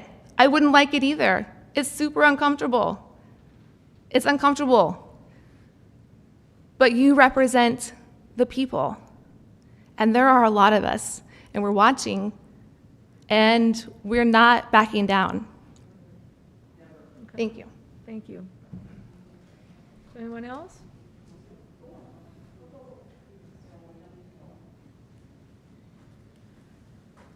Ryan Eaton, 742 Southern Hills Trail, Washington, Missouri. You had 3 doctors sit up here and talk, and you guys listened to them, didn't talk with us. So I really believe you guys had a decision already made when you walked in the door. But CDC guidelines clearly state, and Dr. Reichers, correct me if I'm wrong, you cannot have elective surgery if the 14-day average is going up. It must be going down. But we showed a graph up there that ours is going up in 14 days. We're having elective surgeries. He said, Dr. Reichers said, it can also be contacted on surfaces, they believe. Okay? Dr. Chuck, sit right here. Eric, sit right here. Touch this. Put this. Everyone put their mask down tonight. I guess everyone needs to be in quarantine. I will tell you this. When they left, they didn't follow CDC guidelines. They didn't go wash their hands. Now, it's on their steering wheel. I can guarantee it's on their phone because they probably got on there. So their actions are not following through with what their words are, okay? Just step back and look at that big picture. If they really thought that it was that dangerous, he would have been in that bathroom washing his hands like the CDC guidelines say. It didn't happen, okay? Step back and think about that. Thank you.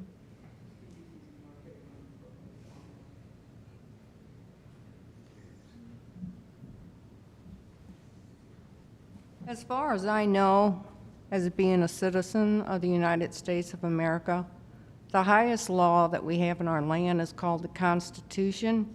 The Constitution says we have the right for life, liberty, and the pursuit of happiness. It does not take away any of our rights because we have a so-called pandemic. They keep testing more and more cases. People are filling out paperwork and not showing up for their test. Guess what? They come back positive.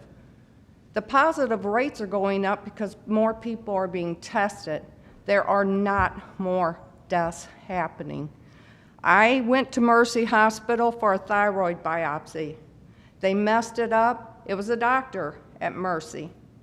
He said it happened all the time. After all that pain and going through that, he had to send me to St. Clair Hospital that had a pathologist that tested my sample to make sure I would not have to go through it again. My sister just went to Mercy Hospital. She had a kidney stone. They were not able to take care of a kidney stone. They sent her on a 45-minute trip to St. Clair Hospital in Fenton. They said they get so many transfers from this hospital to their hospital on things that they should be staffed for and that they should be able to take care of. I have a friend that went to Mercy Hospital twice in the last week. They sent her home. She went to urgent care. She was diagnosed with double pneumonia. She was sent to St. Clair Fenton Hospital and put on antibiotic IV drips. So if they're not prepared and they're trying to scare us about 45-minute ambulance rides, they're doing it anyway over simple things because apparently they can't even take care of the simple, yet they want to control the complex. Our liberties have not ended. The Constitution still exists. We are still Americans. We do not live in China. Thank you. Thank you.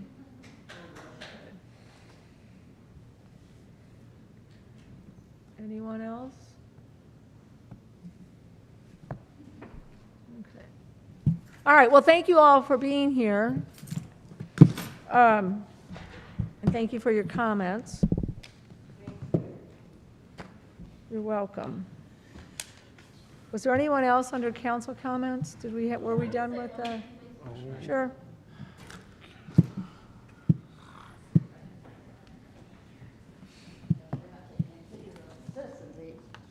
Washington.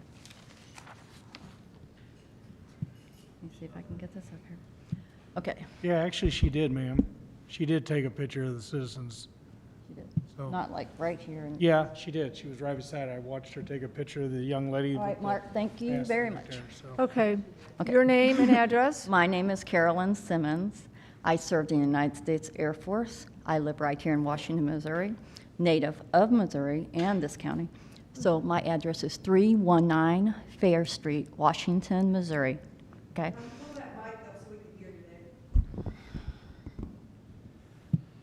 This is very frustrating because I don't feel like you guys ever listen to the citizens of Washington. I do not. We have water meters in our homes that are emitting 5G network all the time, electromagnetic fields. I was in the Plans and Intelligence Division in the United States Air Force. I am not an idiot, okay? So just take notice of that. I just want to say one thing to you guys, okay? This is out of the Declaration of Independence, okay?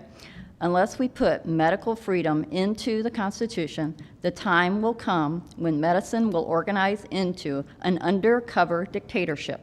The Constitution of the Republic should make a special privilege for medical freedoms as well as religious freedoms.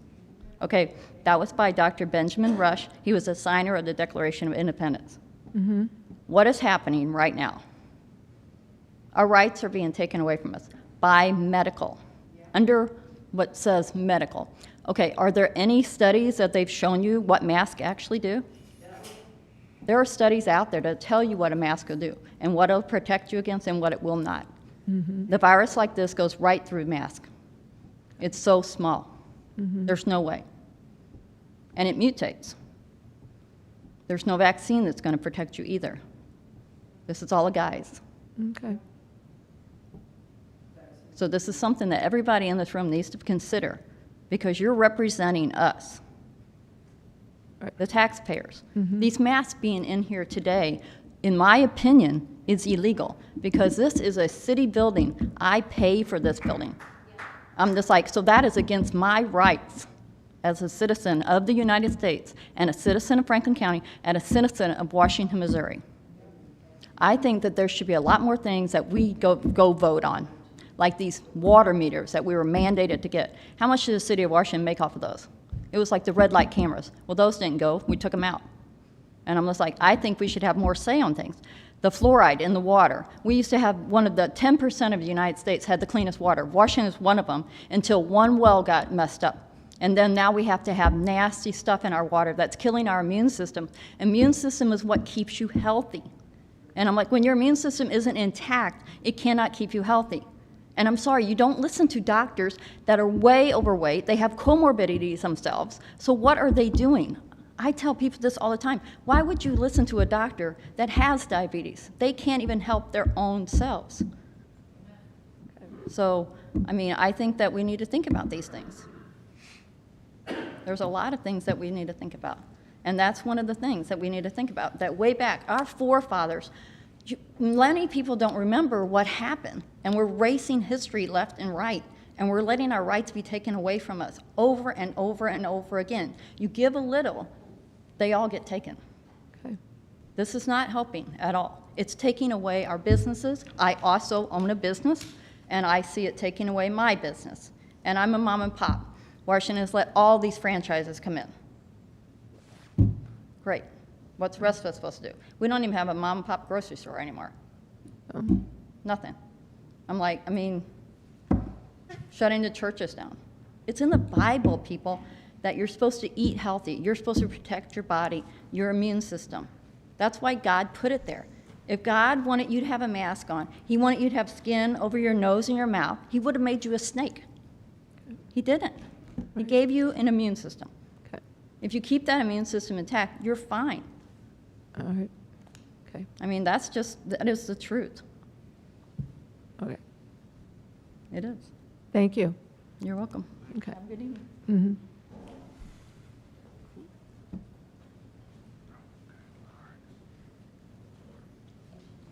Hi, I was just going to let you know, sitting in your break room, all of your posters, your federal and state posters are severely out of date, so you're not in compliance. So you need to get those updated. Just wanted to pass it on. Thank you. Thank you very much. We'll look at that.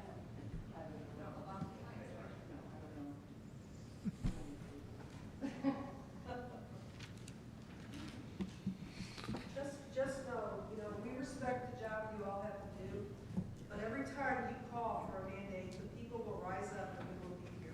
Okay. God bless you all. All right. Thank you. Thank you for being here. Now what?